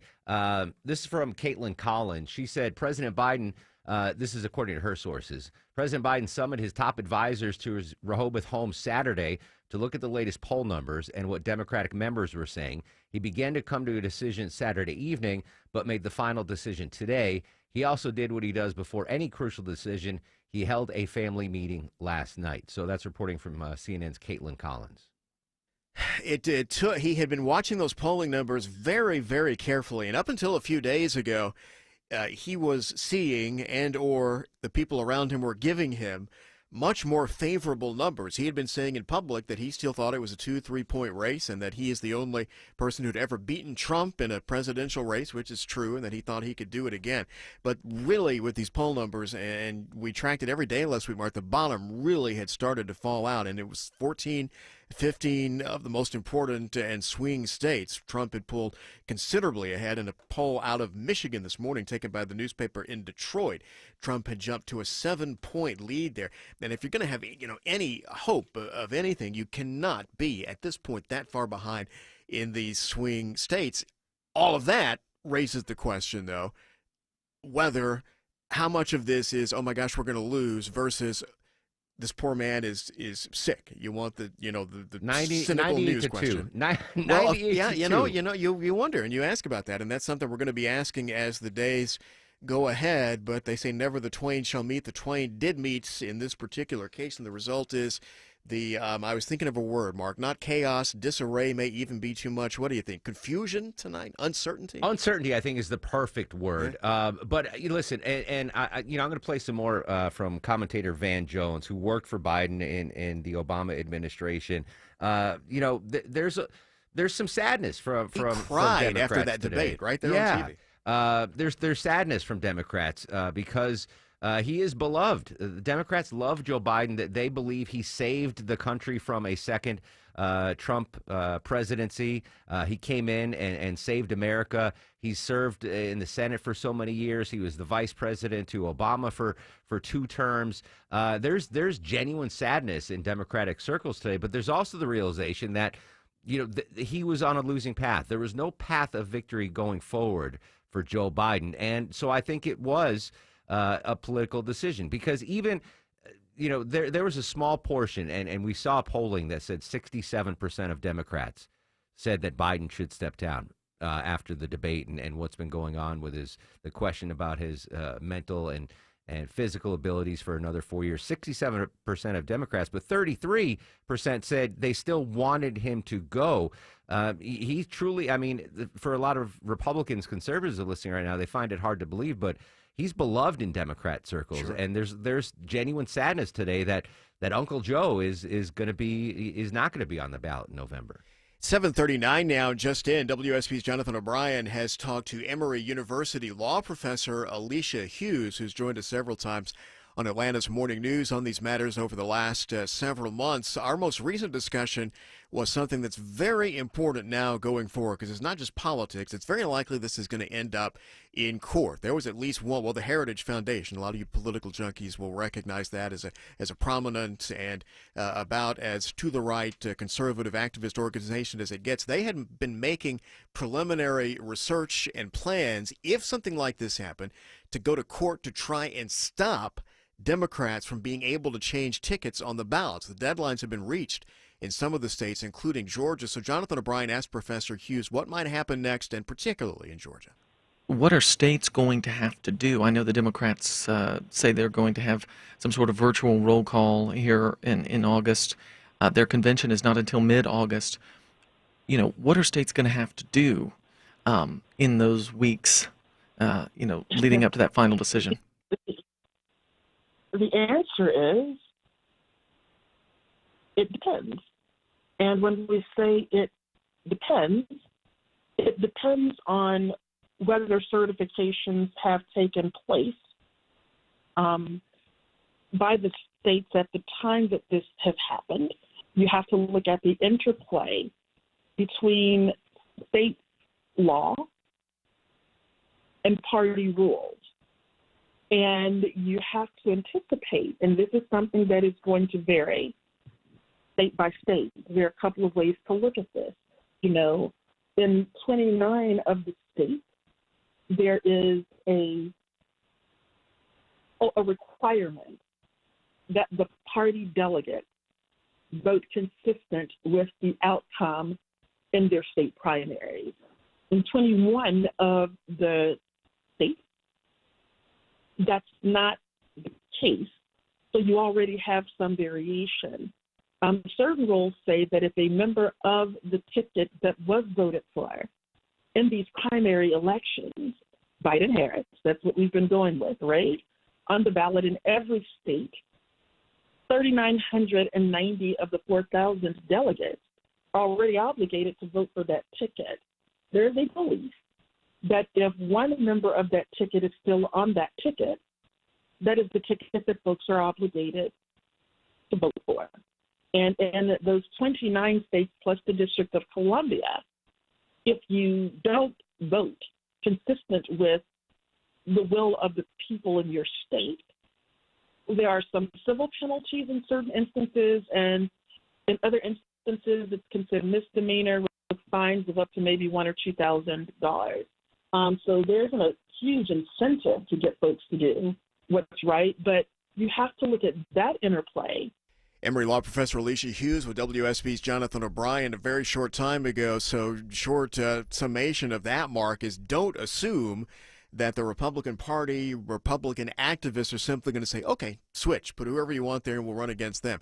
It is not going to be that easy. You know, of course, they want to win, and any means, as anybody would, that they can employ to that end, they will. And certainly something like this where the procedures are not clear, they vary from state to state, something like this is just begging for lawsuits. And that tells me that Republicans are not happy with this decision by Biden because, as I mentioned earlier when we had the chairman of the Georgia Republican Party on, Josh McCoon, Biden was looking to be a blowout.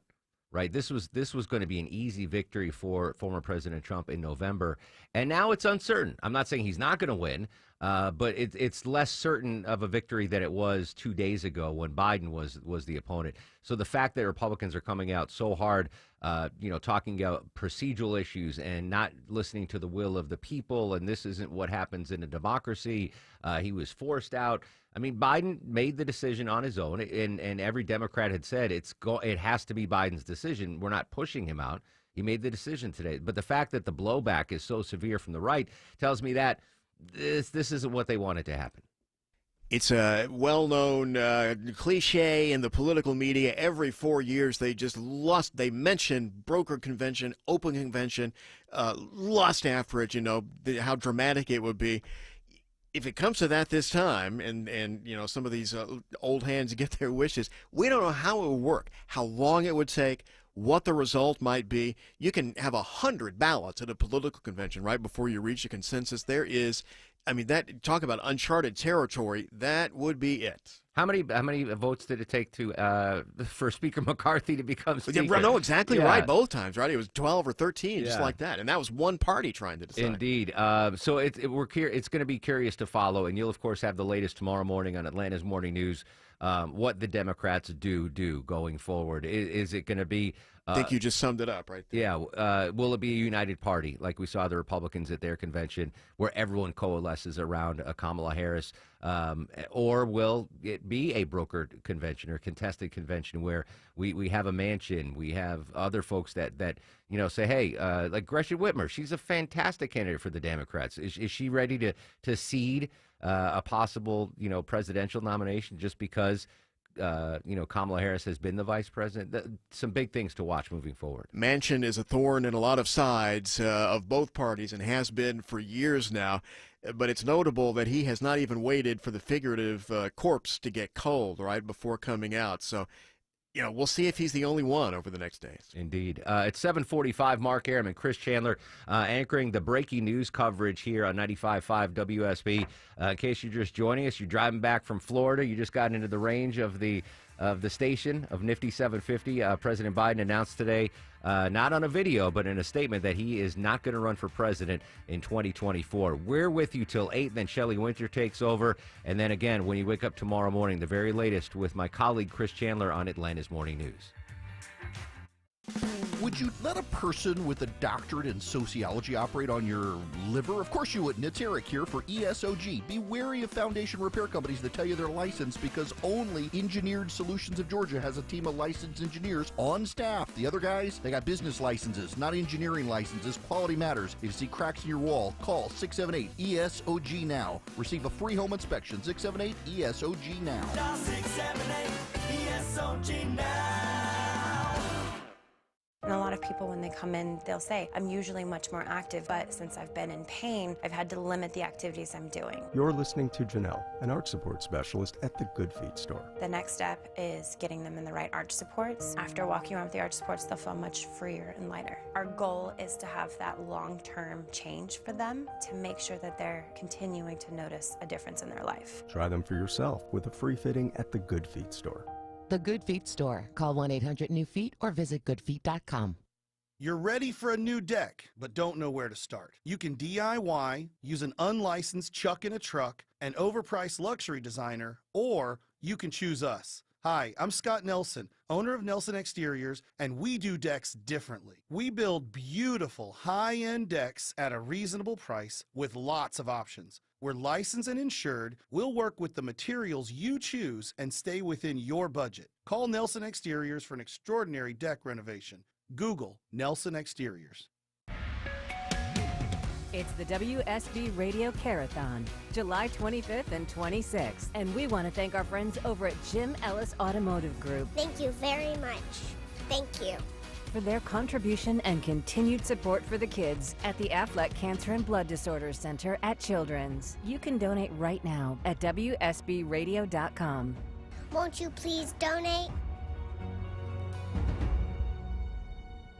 We weren't planning on selling our home, but our family's needs changed. I'm Caitlin, and selling our home with a guaranteed offer from Marks Bain Real Estate was the best decision we made for our family. With over 11,000 five-star reviews, I had peace of mind knowing I could trust Marks Bain Real Estate to sell our home fast and for more than we were asking. If you're preparing to move, check out Marks Bain Real Estate's guaranteed offer. Go to marksbain.com and see what their guaranteed offer would be on your home. There's no obligation. That's marksbain.com and start packing. Hi, this is Dr. Taylor from Be the Younger You Atlanta. Yes, it's true. So many of our patients lose up to 30 pounds in 1 month without bars, shakes, or prepackaged meals and no shots. They love that they feel great by the end of their first week. But you know what they love most? It's when I tell them after this, you'll never have to go through this again. They love knowing that they're done riding the emotional weight loss roller coaster. Because let's be honest, isn't lasting change what we all want? Sound too good to be true? Hear it from the patients themselves. Go to BeTheYoungerYouATL.com. That's BeTheYoungerYouATL.com. Or call 770-415-3000. That's 770-415-3000. And schedule your free weight loss consultation and learn the secret to lasting change. That's Be the Younger You Atlanta at 770-415-3000. That's 770-415-3000. Or go to BeTheYoungerYouATL.com. 7:49 now. Chris Chandler with Mark Arum as our breaking news coverage continues. We have been on the air since right around, 2:30, 2:45 this afternoon. The news came in by statements and tweets that President Biden confirmed he would not continue his re-election campaign. He is dropping out of campaign 2024. He endorses his vice president, Harris, as his successor at the top of the Democratic ballot. But Mark Arum, it's becoming clear quickly that is not automatically going to be so. She's going to have to move fast, and that will include picking her own now running mate. Indeed. And what's interesting, before the debate, it seemed like the next in line for a Democratic nomination would have been California Governor Gavin Newsom. He's just tweeted out in the last 15 minutes, quote, tough, fearless, tenacious.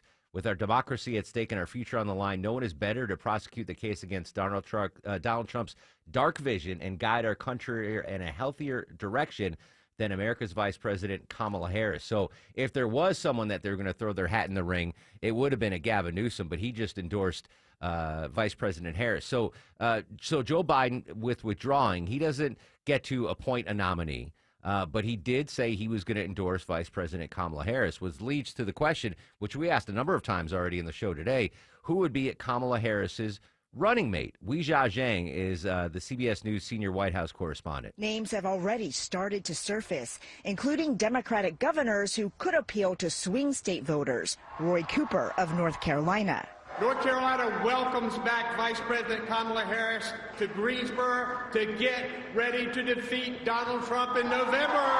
Who just stumped with Harris in his state on Thursday. Pennsylvania's Josh Shapiro and Andy Beshear of Kentucky. Harris could also tap a member of the Biden cabinet. Charles Bullock, UGA political scientist, was on earlier with us, Chris, and he said that the vice presidential candidate would probably be someone from a Midwest state, that blue wall, the very important Midwestern states for Democrats. I'm impressed he managed to say Greensboro with only 2 syllables. I guess a good Carolinian. Professor Bullock mentioned the governor of Kentucky there is sort of Midwest adjacent, I guess you could call it. Keep an eye on him. He is a successful, popular Democratic governor in an otherwise deep red state. He got very high marks for his COVID response. It was strong without being overbearing, I think is the summary there. He has stood up to some of the educational establishment in terms of transportation and curriculum and so forth. You could call him a dark horse in a way, in the sense that he's not one of the names that has been bandied about as much as some of the others. I would keep an eye on him. And it's also worth saying, Mark, going off of something that you just said, Gavin Newsom has insisted all along, and to anybody that would listen, that he is not interested in running for president. It was easy not to believe him, right? That's political speak. But evidently, he really has no intention of doing so. Indeed. Another quick development on Twitter. This is from Abby Phillip. Trump campaign senior advisor Jason Miller, we're all familiar with him. He tells Abby that there will be another presidential debate, but adds that the host could change. Earlier today, Trump suggested on Truth Social that Fox News host debate instead of ABC News. Again, that second debate was scheduled for September. New candidate, new debate, new venue, perhaps. We will see. It's 7:52. WSB's Jonathan O'Brien is just off the phone with Seth Taylor, who's a delegate to the upcoming Democratic convention just a couple weeks now. He's 33 years old, from Sandy Springs, getting quite an initiation. Jonathan asked him his reaction this afternoon. Just kind of give me your initial reaction to this, historic news. Well, like the rest of the world, I was shocked, but ultimately I realized that it was the right decision for President Biden to make. I am so grateful for his time as a public servant, going back, all the way back to 1973 as one of the youngest senators ever elected, especially coming off a horrific tragedy. And I'm also glad he served admirably as Obama's vice president from 2009 until 2017. And I'm especially grateful for the fact that he beat Donald Trump in 2020 and brought sanity back to the White House. And I am so glad that he did a lot of great things as president. Like, for example, he signed our first ever infrastructure bill that we've had in I don't know when. He also signed the CHIPS Act into law, and he appointed our first ever black female Supreme Court justice, Ketanji Brown Jackson. I mean, I could go on, but ultimately, President Biden did something that Donald Trump won't ever do in his life. He put his country first. Seth, you sound like a fairly young guy. Do you mind if I ask how old you are? I am 33 years old, sir. You're 33. There have been, in recent weeks, concerns about the president's age. It's been talked about a lot. As a younger member of the Democratic Party, were you at all concerned? I mean, I was rattled like my fellow Democrats were on debate night. But as I gathered my thoughts, I realized, don't agonize, organize. So 2 days after the debate, I joined my fellow Democrats, and we went and wrote postcards in support of President Biden. There's a lot of talk already about coalescing behind one candidate, the president, of course, endorsing Vice President Harris. What's your feeling on that, and what are you hearing from, your fellow Democrats? Oh, me and my fellow Democrats, we are all aboard the K train. Madam Vice President, the former prosecutor versus the convicted felon. Well, there's a slogan. That is Seth Taylor of Sandy Springs, delegate to the upcoming Democratic convention, listing off his view of the Biden legacy. Harris can run on that.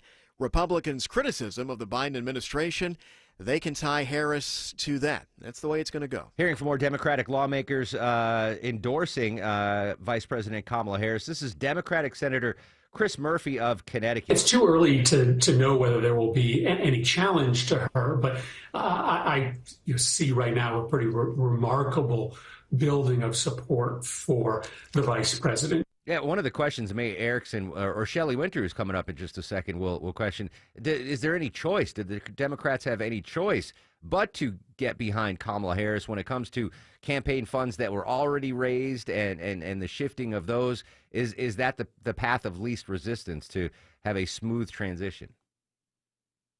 We'll find out in the coming days. I suppose we will. Mark Arum and Chris Chandler. I was hoping Shelley's within eye shot of me here in the newsroom, and I wanted him to come in and spend the last couple of minutes, but he's busy doing show prep right now. I'm sure talking to Don Jr. or one of the campaign insiders there. But Shelley's going to continue our coverage starting at 8 p.m. And we'll, of course, have the latest on Atlanta's Morning News starting at 5 o'clock tomorrow morning. We'll have the overnight headlines. Reaction will continue to come in through the night, of course, and we'll have the latest along with context and analysis. Monday's the day that we speak with Scott McFarland, CBS News Capitol Hill correspondent.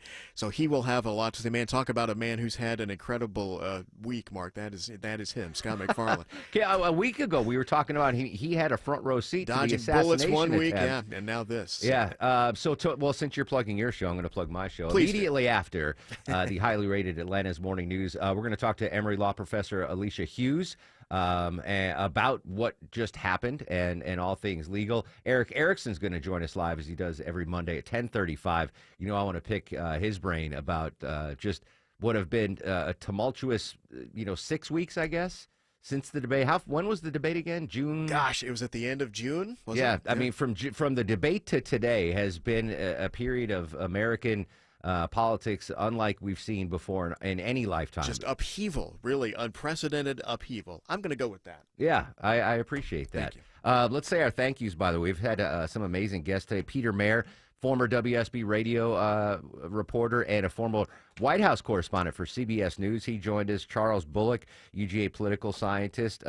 Your buddy and mine, Kerwin Swint, from KSU, political analyst there, professor, always doing great stuff. Kirsten Garris from the nation's capital, from the Washington Bureau, and Georgia Republican Party Chairman Josh McCoon. So we've had so many amazing guests coming on to talk about this breaking news. And we've had all hands on deck in the newsroom as well. Jennifer Perry, our executive producer on Atlanta's Morning News, has masterminded things tonight. Jonathan O'Brien doing double duty. Somebody called him Sir. I want that audio. The first time Jonathan's been called Sir. Possibly the first. Yeah, but that was been fantastic. Helping us out tremendously as well, gathering some of the reaction, doing a couple of these interviews, even as he continues to anchor the hour and a half hour newscasts. And we've had a couple people come in to help screen the calls. Ashley Frasca herself sitting in there when I got here screening Sweet the Ann, calls. Ahmad on the other Ann. side of the takeout window. I did take something like this to be able to have a reunion with Ahmad. I was glad to see him. So in all of it, Sunday has proceeded, right? It's as wrapped up as we get into all these things, and as monumental as they are. The sun is going to come up in the east tomorrow. Life continues. Yeah, go home and sleep fast, Chandler. We're going to do that. You got to be back here in 4 hours. You need to be back here in 4 hours. Just about, my friend. Excellent. All right. Well, one of us has to kill. I've got it. All right. All right. So putting my stuff away. I mean, it's a huge breaking news story, but it's still a developing story. So if anything pops in the overnight hours or overnight, we'll break in live and bring you the very latest. But our team coverage is going to continue. Shelley Winter is going to get behind this mic. I say he stays till 2 a.m. From 8 p.m. till whenever he decides to stop talking on this huge breaking news story. President Biden announcing today he is going to withdraw. And again, the very latest tomorrow morning on Atlanta's Morning News with Chris Chandler starting at 5 a.m. Keep your radio locked right here for the very latest on 95.5 WSB. WSB Atlanta, WSBB FM, and HD1 Doraville. 95.5 WSB, Atlanta's News and Talk. It's 8 o'clock here at WSB. I'm Jonathan O'Brien, live at the breaking news desk with continuing live in-depth team coverage of President Biden's decision to drop out of the 2024 race for president. Here's the latest. CBS News special report. President Biden earning praise for dropping out of the presidential race today. Minnesota Senator Amy Klobuchar. I will say that President Biden took the honorable path today, and he did it for all the right reasons. He did it because he knows that our democracy is on the line. Delaware Senator Chris Coons co-chaired the Biden re-election campaign. I think the most important thing we can do is come together. And Vice President Harris has an incredible legacy of success and accomplishment as a senator and vice president. Mr. Biden is endorsing the vice president as the Democratic presidential nominee. CBS's Nancy Cordes has a statement from Harris. In the days and weeks ahead, I will do everything in my power to unite the Democratic Party and unite our nation to defeat Donald Trump and his extreme Project 2025 agenda. In short, she is saying that with 107 days to go, she's all in. CBS's Margaret Brennan says Harris needs to make some big decisions soon. Many Democrats urging Harris to focus on key states like Pennsylvania and Arizona, places where they could make a key selection for a vice presidential running mate for her. That is the first really big decision she needs to make by the end of the month, I'm told. Reuters reports all 50 Democratic Party state chairs have thrown their weight behind Harris. CBS News special report, I'm Heather Bosch. And top Georgia Democrats, including U.S. Senator Jon Ossoff, are reacting to this news. In a post on X, Ossoff saying, quote, President Biden's record and decades of service to the country are extraordinary and historic. He goes on to say, quote, Vice President Harris is now absolutely the right candidate to defeat Donald Trump and unite our country. Kamala Harris is prepared, ready to win, and has my full support. Former Georgia House Democratic leader and DNC delegate Steve Hansen tells WSB the delegates will get to work now. We're going to make sure that there's a fair and open process to make sure that the nominee we have is someone who is supported by the party and capable of winning a general election. Word coming in tonight that the campaign has already been changed to Harris for president in a filing with the Federal Election Commission. The Democratic National Committee also renaming their victory funds. Kennesaw State political science professor Kerwin Swint says it would be a miscalculation for Democrats to pass over Harris. And if you pass her over, I think Democrats are really making a mistake. She's the first woman of color. She is of mixed ancestry. She is an ideal national candidate in many ways. And to pass her over would be a huge blow to a lot of people in the Democratic Party. And we will have much more on this breaking news through the evening here on 95.5 WSB. But first here at 8:03, we're going to step out to the 24-hour traffic center and get an update from Chip Canales. Thanks, Jonathan. We have a travel advisory in DeKalb County. There's a crash, I-20 westbound past Moreland Avenue, exit 60. 4 left lanes are blocked there. Expect delays in the area. You can use Memorial Drive Southeast as an alternate route. Also in Gwinnett County, we have a crash, I-85 southbound at Jimmy Carter Boulevard, exit 99. 3 right lanes are blocked there. Expect delays there. And in Fulton County, a crash, I-285 southbound the outer loop at Campbellton Road Southwest, exit 5. 3 left lanes are blocked there. You can expect delays, no doubt, for this is all caused by the rain there, so take it slow in the area. Chip Canales, 95.5 WSB. I'm Channel 2 Action News Chief Meteorologist Brad Nitz with the latest, most accurate and dependable weather forecast. Clouds, humid, scattered showers and storms. That's going to continue with us really for the next several days. Monday starts at 71, high 85, rain chance at 70%. And we'll keep that chance at 70% Tuesday with a cloudy sky, low 72, high 86. 79 degrees in Johns Creek, 74 in South Fulton, and it's 77 degrees here in Midtown Atlanta. Stay with WSB for continuing live in-depth team coverage of President Biden's decision to drop out of the presidential race. A special edition of the Shelley Winter Show begins next. I'm Jonathan O'Brien, 95.5 WSB. President Joe Biden drops out of the race. President Biden is dropping out of the presidential race. The details will change minute by minute. This has been a heart-wrenching decision, I've been told by Democrats, as he has thought it through. Stay tuned for the very latest. He says he will speak to the nation later this week. When news breaks, it breaks here. 95.5 WSB, your 2024 election station. Start your evening off right. Man, if I ever got the chance to do my own show, I want to talk about everything. I always wanted to be on, so I'm glad we were able to make time for it today. That's the Shelley Winter Show. Shelley Winter, 8 o'clock Sunday night, breaking news, as you all know, Joe Biden dropped out, and listen, let's be honest here, my friends. Many of you listening to me, some of you listening to me, many of you listening to me, some of you out there, we've been saying this for a long time. But this is not a political story, I feel. This is not a political story. This is a human story. I went through taking care of a mom that had dementia and Alzheimer's. Many of you are caregivers. I talk to you all the time. You're caregivers, or you were caregivers, and your parents may have passed away. Many of us are going to go through what Joe Biden is going through. So this is a human story as much as it is a political story. And I think we, particularly as conservatives, we have to understand that. And we have to kind of dance this line. We can't really jump up and down with glee because an old man admitted to being old and demented. Now, I will say this. It's disheartening to me at best, disgusting to me at worst, that there are people now crying on television, that there are people now saying, oh my God, oh my God. There are people now literally telling me that Joe Biden is brave for stepping down. You can't be called brave when someone forces you to step down. There's nothing brave about that. What's brave is when you say 6 months ago, a year and a half ago, when we clearly saw, heck, I would even say in 2020, but we won't go there. But what's brave is to say, hey, you know what? Let me give you the keys. I heard, we'll play this for you. Van Jones was on CNN crying. Why do grown men cry on television? There's no crying in television. There's no crying in politics, Van. It's so weak. But anyway, I'm sorry.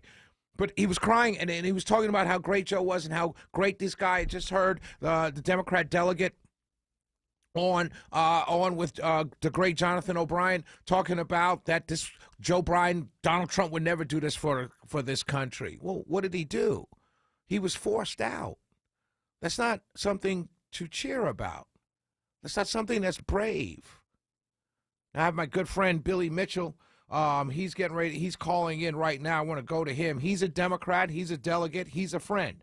And I want to go to him and hear his thoughts on what's going on. Billy Mitchell is a Democrat state House rep. He's a leader in the Democrat Party here in Georgia. He's a good friend of mine. Let's go to my good friend Billy. Hey, Billy. Shelley, it's so good to be with you this evening. You also, my friend. You also. So we talked earlier. Tell me what's going on. Like, just from you guys, I think had a meeting a couple hours ago.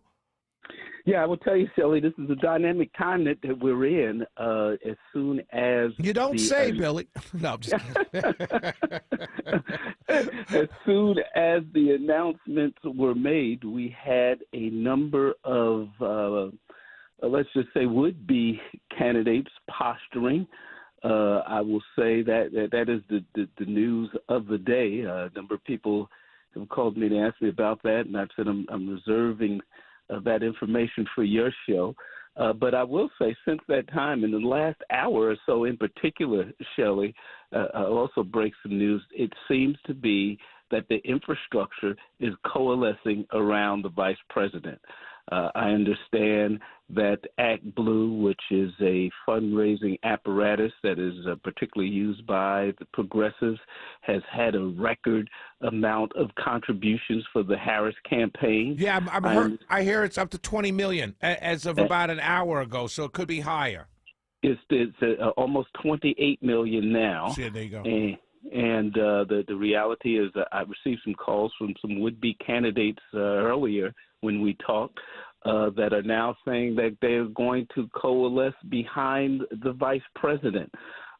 So for the Democrats, this is a good thing because I'm also a delegate to the convention, and what we don't want to happen is a convention that makes us look like we can't serve, and one that is certainly chaotic and disjointed.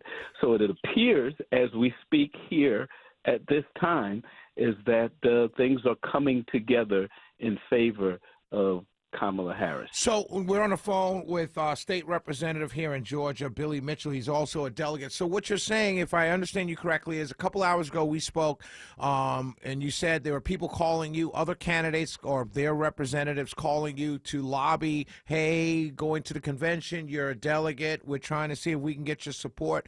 And since this fundraising has happened, or since people are coalescing, the infrastructure is coalescing around Kamala Harris, Vice President Harris, you're saying that some of those people have stood down. That's exactly correct. And I think also they probably the better senses have come about because I would tell you, if you were to bypass this vice president, you'd lose the largest demographic voting bloc of the Democrats, which was black women. Right. You'd also lose a lot of black men as a result, and you'd probably lose a lot of independent women who think that this was a sexist move. Right.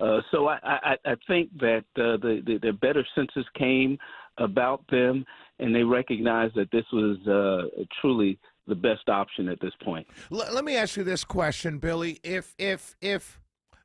If she's the candidate, right, and she picks a vice president, if the idea is, because everyone's telling us on the Democrat side that it was the polling that Joe Biden needed to come out of the race on, and not the senility so much, but the polling, that there was no path to victory. If she's part of that ticket, doesn't the same hold true for her?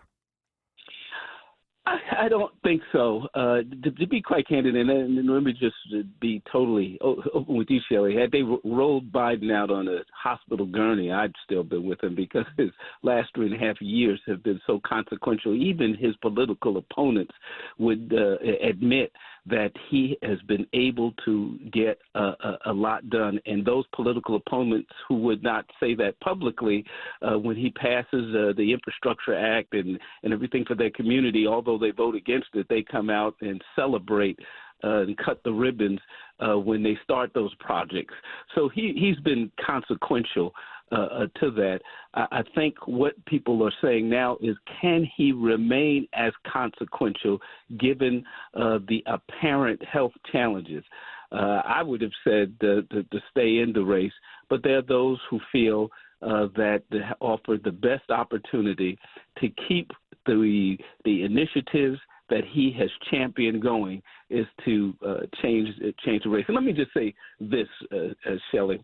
Even though I'm one of those who feel that he should have stayed in the race, there comes a time when you have to have a real heart-to-heart discussion with those with the leaders, just like your elderly father. Although he's the matriarch of the family, although he has brought you to where you are, he's done some great things and that you can boast about. There comes a time when you have to say, well, let me take the keys from him. And although that's a hard discussion, although we feel pained by that when we do so, sometimes it is the best thing to do. And I think we owe a great debt of gratitude to Joe Biden, in as much as he decided that it was the best thing, not for him, but for this country, that he stepped down.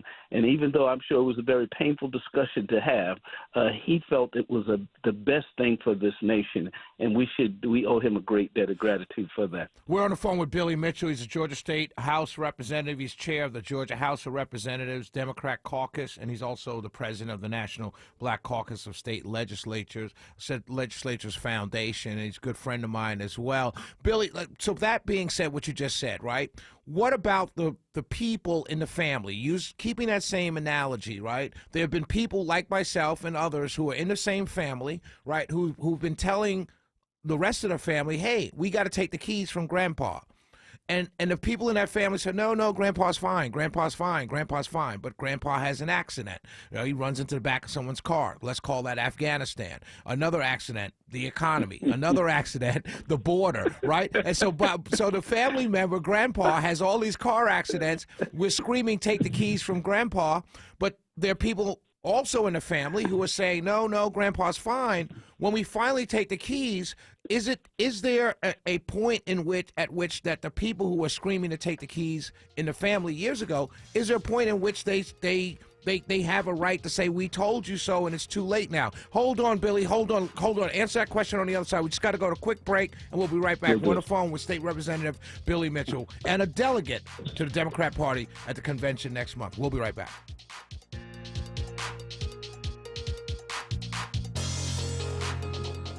Protect your family with a new roof and give hope to families facing childhood cancer. Hi, it's Dave Baker. Findlay Roofing, the roof guys, are supporting the WSB Care-a-thon, benefiting Children's Healthcare of Atlanta. Findlay will donate $100 from every roof replacement sold between now and July 26, guaranteeing a donation of at least $10,000. Time to replace your roof? Think of Findlay first and give families hope for a cancer-free tomorrow. Schedule at FindlayRoofing.com. Roof. Death, taxes, and foundation repair your home. 3 things guaranteed in life. Y'all, it's Eric for Engineered Solutions of Georgia. If you start seeing cracks in your wall, a major sign of home foundation issues, call 678-ESOG now. Get a free home inspection. They're the only company in Georgia with a team of licensed engineers on staff. 678-ESOG now. Get a free home inspection. 678-ESOG now. Dial 678-ESOG now. It's the WSB Radio Care-a-thon, July 25th and 26th. And we want to thank our friends over at Jim Ellis Automotive Group. Thank you very much. Thank you. For their contribution and continued support for the kids at the Affleck Cancer and Blood Disorders Center at Children's. You can donate right now at WSBradio.com. Won't you please donate? Summer's in full swing, and you know what that means. Temperatures are hot, grills are hot, the deals are hotter than fire at Omaha Steaks right now, America's original butcher. They're heating up the summer with some amazing deals. I, myself, had the bacon wrap fillets. I've gone back to them. They're my staple. I love them. The Hotter Than Fire sale is happening right now. Every package carefully curated by Omaha Steaks to deliver an exceptional experience for just $99. And a bonus to you guys, an extra $10 off if you use ERICK, E-R-I-C-K, as your promo code at checkout. You get their burgers, their pork, their chicken, their steaks. Omaha Steaks will make your summer worth savoring. The Hotter Than Fire sale is happening right now. Exclusive savings for just $99 plus an extra $10 off with promo code ERICK, E-R-I-C-K, at omahasteaks.com, and you get 100% satisfaction guarantee. All of this at omahasteaks.com. Use promo code ERICK, E-R-I-C-K, at checkout. Hi, this is Dr. Taylor from Be The Younger You Atlanta. Yes, it's true. So many of our patients lose up to 30 pounds in 1 month without bars, shakes, or prepackaged meals and no shots. They love that they feel great by the end of their first week. But you know what they love most? It's when I tell them, after this, you'll never have to go through this again. They love knowing that they're done riding the emotional weight loss roller coaster. Because let's be honest, isn't lasting change what we all want? Sound too good to be true? Hear it from the patients themselves. Go to BeTheYoungerYouATL.com. That's BeTheYoungerYouATL.com. Or call 770-415-3000. That's 770-415-3000. And schedule your free weight loss consultation and learn the secret to lasting change. That's Be The Younger You Atlanta at 770-415-3000. That's 770-415-3000. Or go to BeTheYoungerYouATL.com.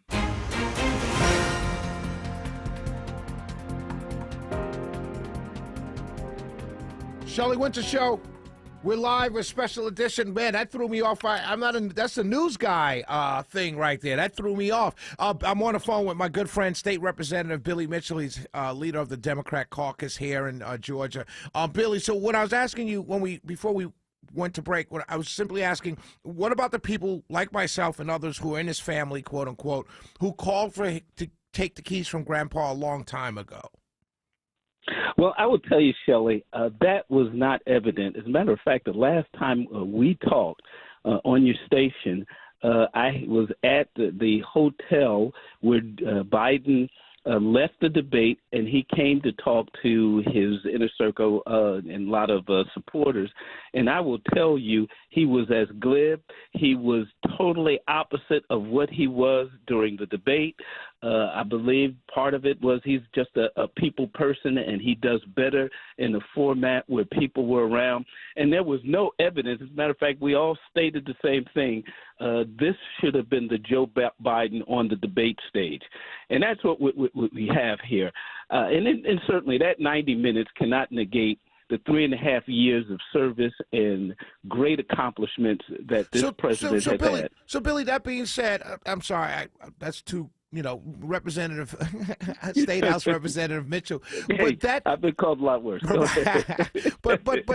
So then what is the reason? What is the reasoning behind why Pelosi and Obama and these people, these very powerful people in the Democratic Party, pushed him out? I know you said you would have stayed, right? So what do you think was the push behind getting him out, based on what you just said, that he seemed okay?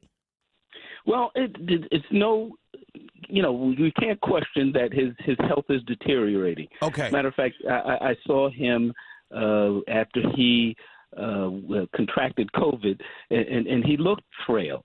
And the Pelosi's, there's no better vote counter than Nancy Pelosi is, as you know. And with the polls being what they are, I believe that the leadership succumbed to the pressure that the polling presented, and felt that we could do better because what the narrative was about is Joe Biden's age and health and his condition, rather than what your opponent's faults were. So then, that being said, let's say, for argument's sake, between now and August 19th, I believe is when your convention starts, right? What if the polling is the same for Vice President Harris? Do you see a brokered convention if that's the case? Because if the polling is the reasoning to get rid of Joe and the polling remains the same with her, doesn't that seems to me like the same reasoning to possibly have a brokered convention? Well, the reality is, I think that we as a delegates and we as supporters of the Biden-Harris ticket, you're going to see us coming together such that we don't have a disjointed, brokered convention. And I see that headed in that direction. Certainly Kamala Harris will be an excellent prosecutor of the facts that mean so much to the Democrats and so much to this country.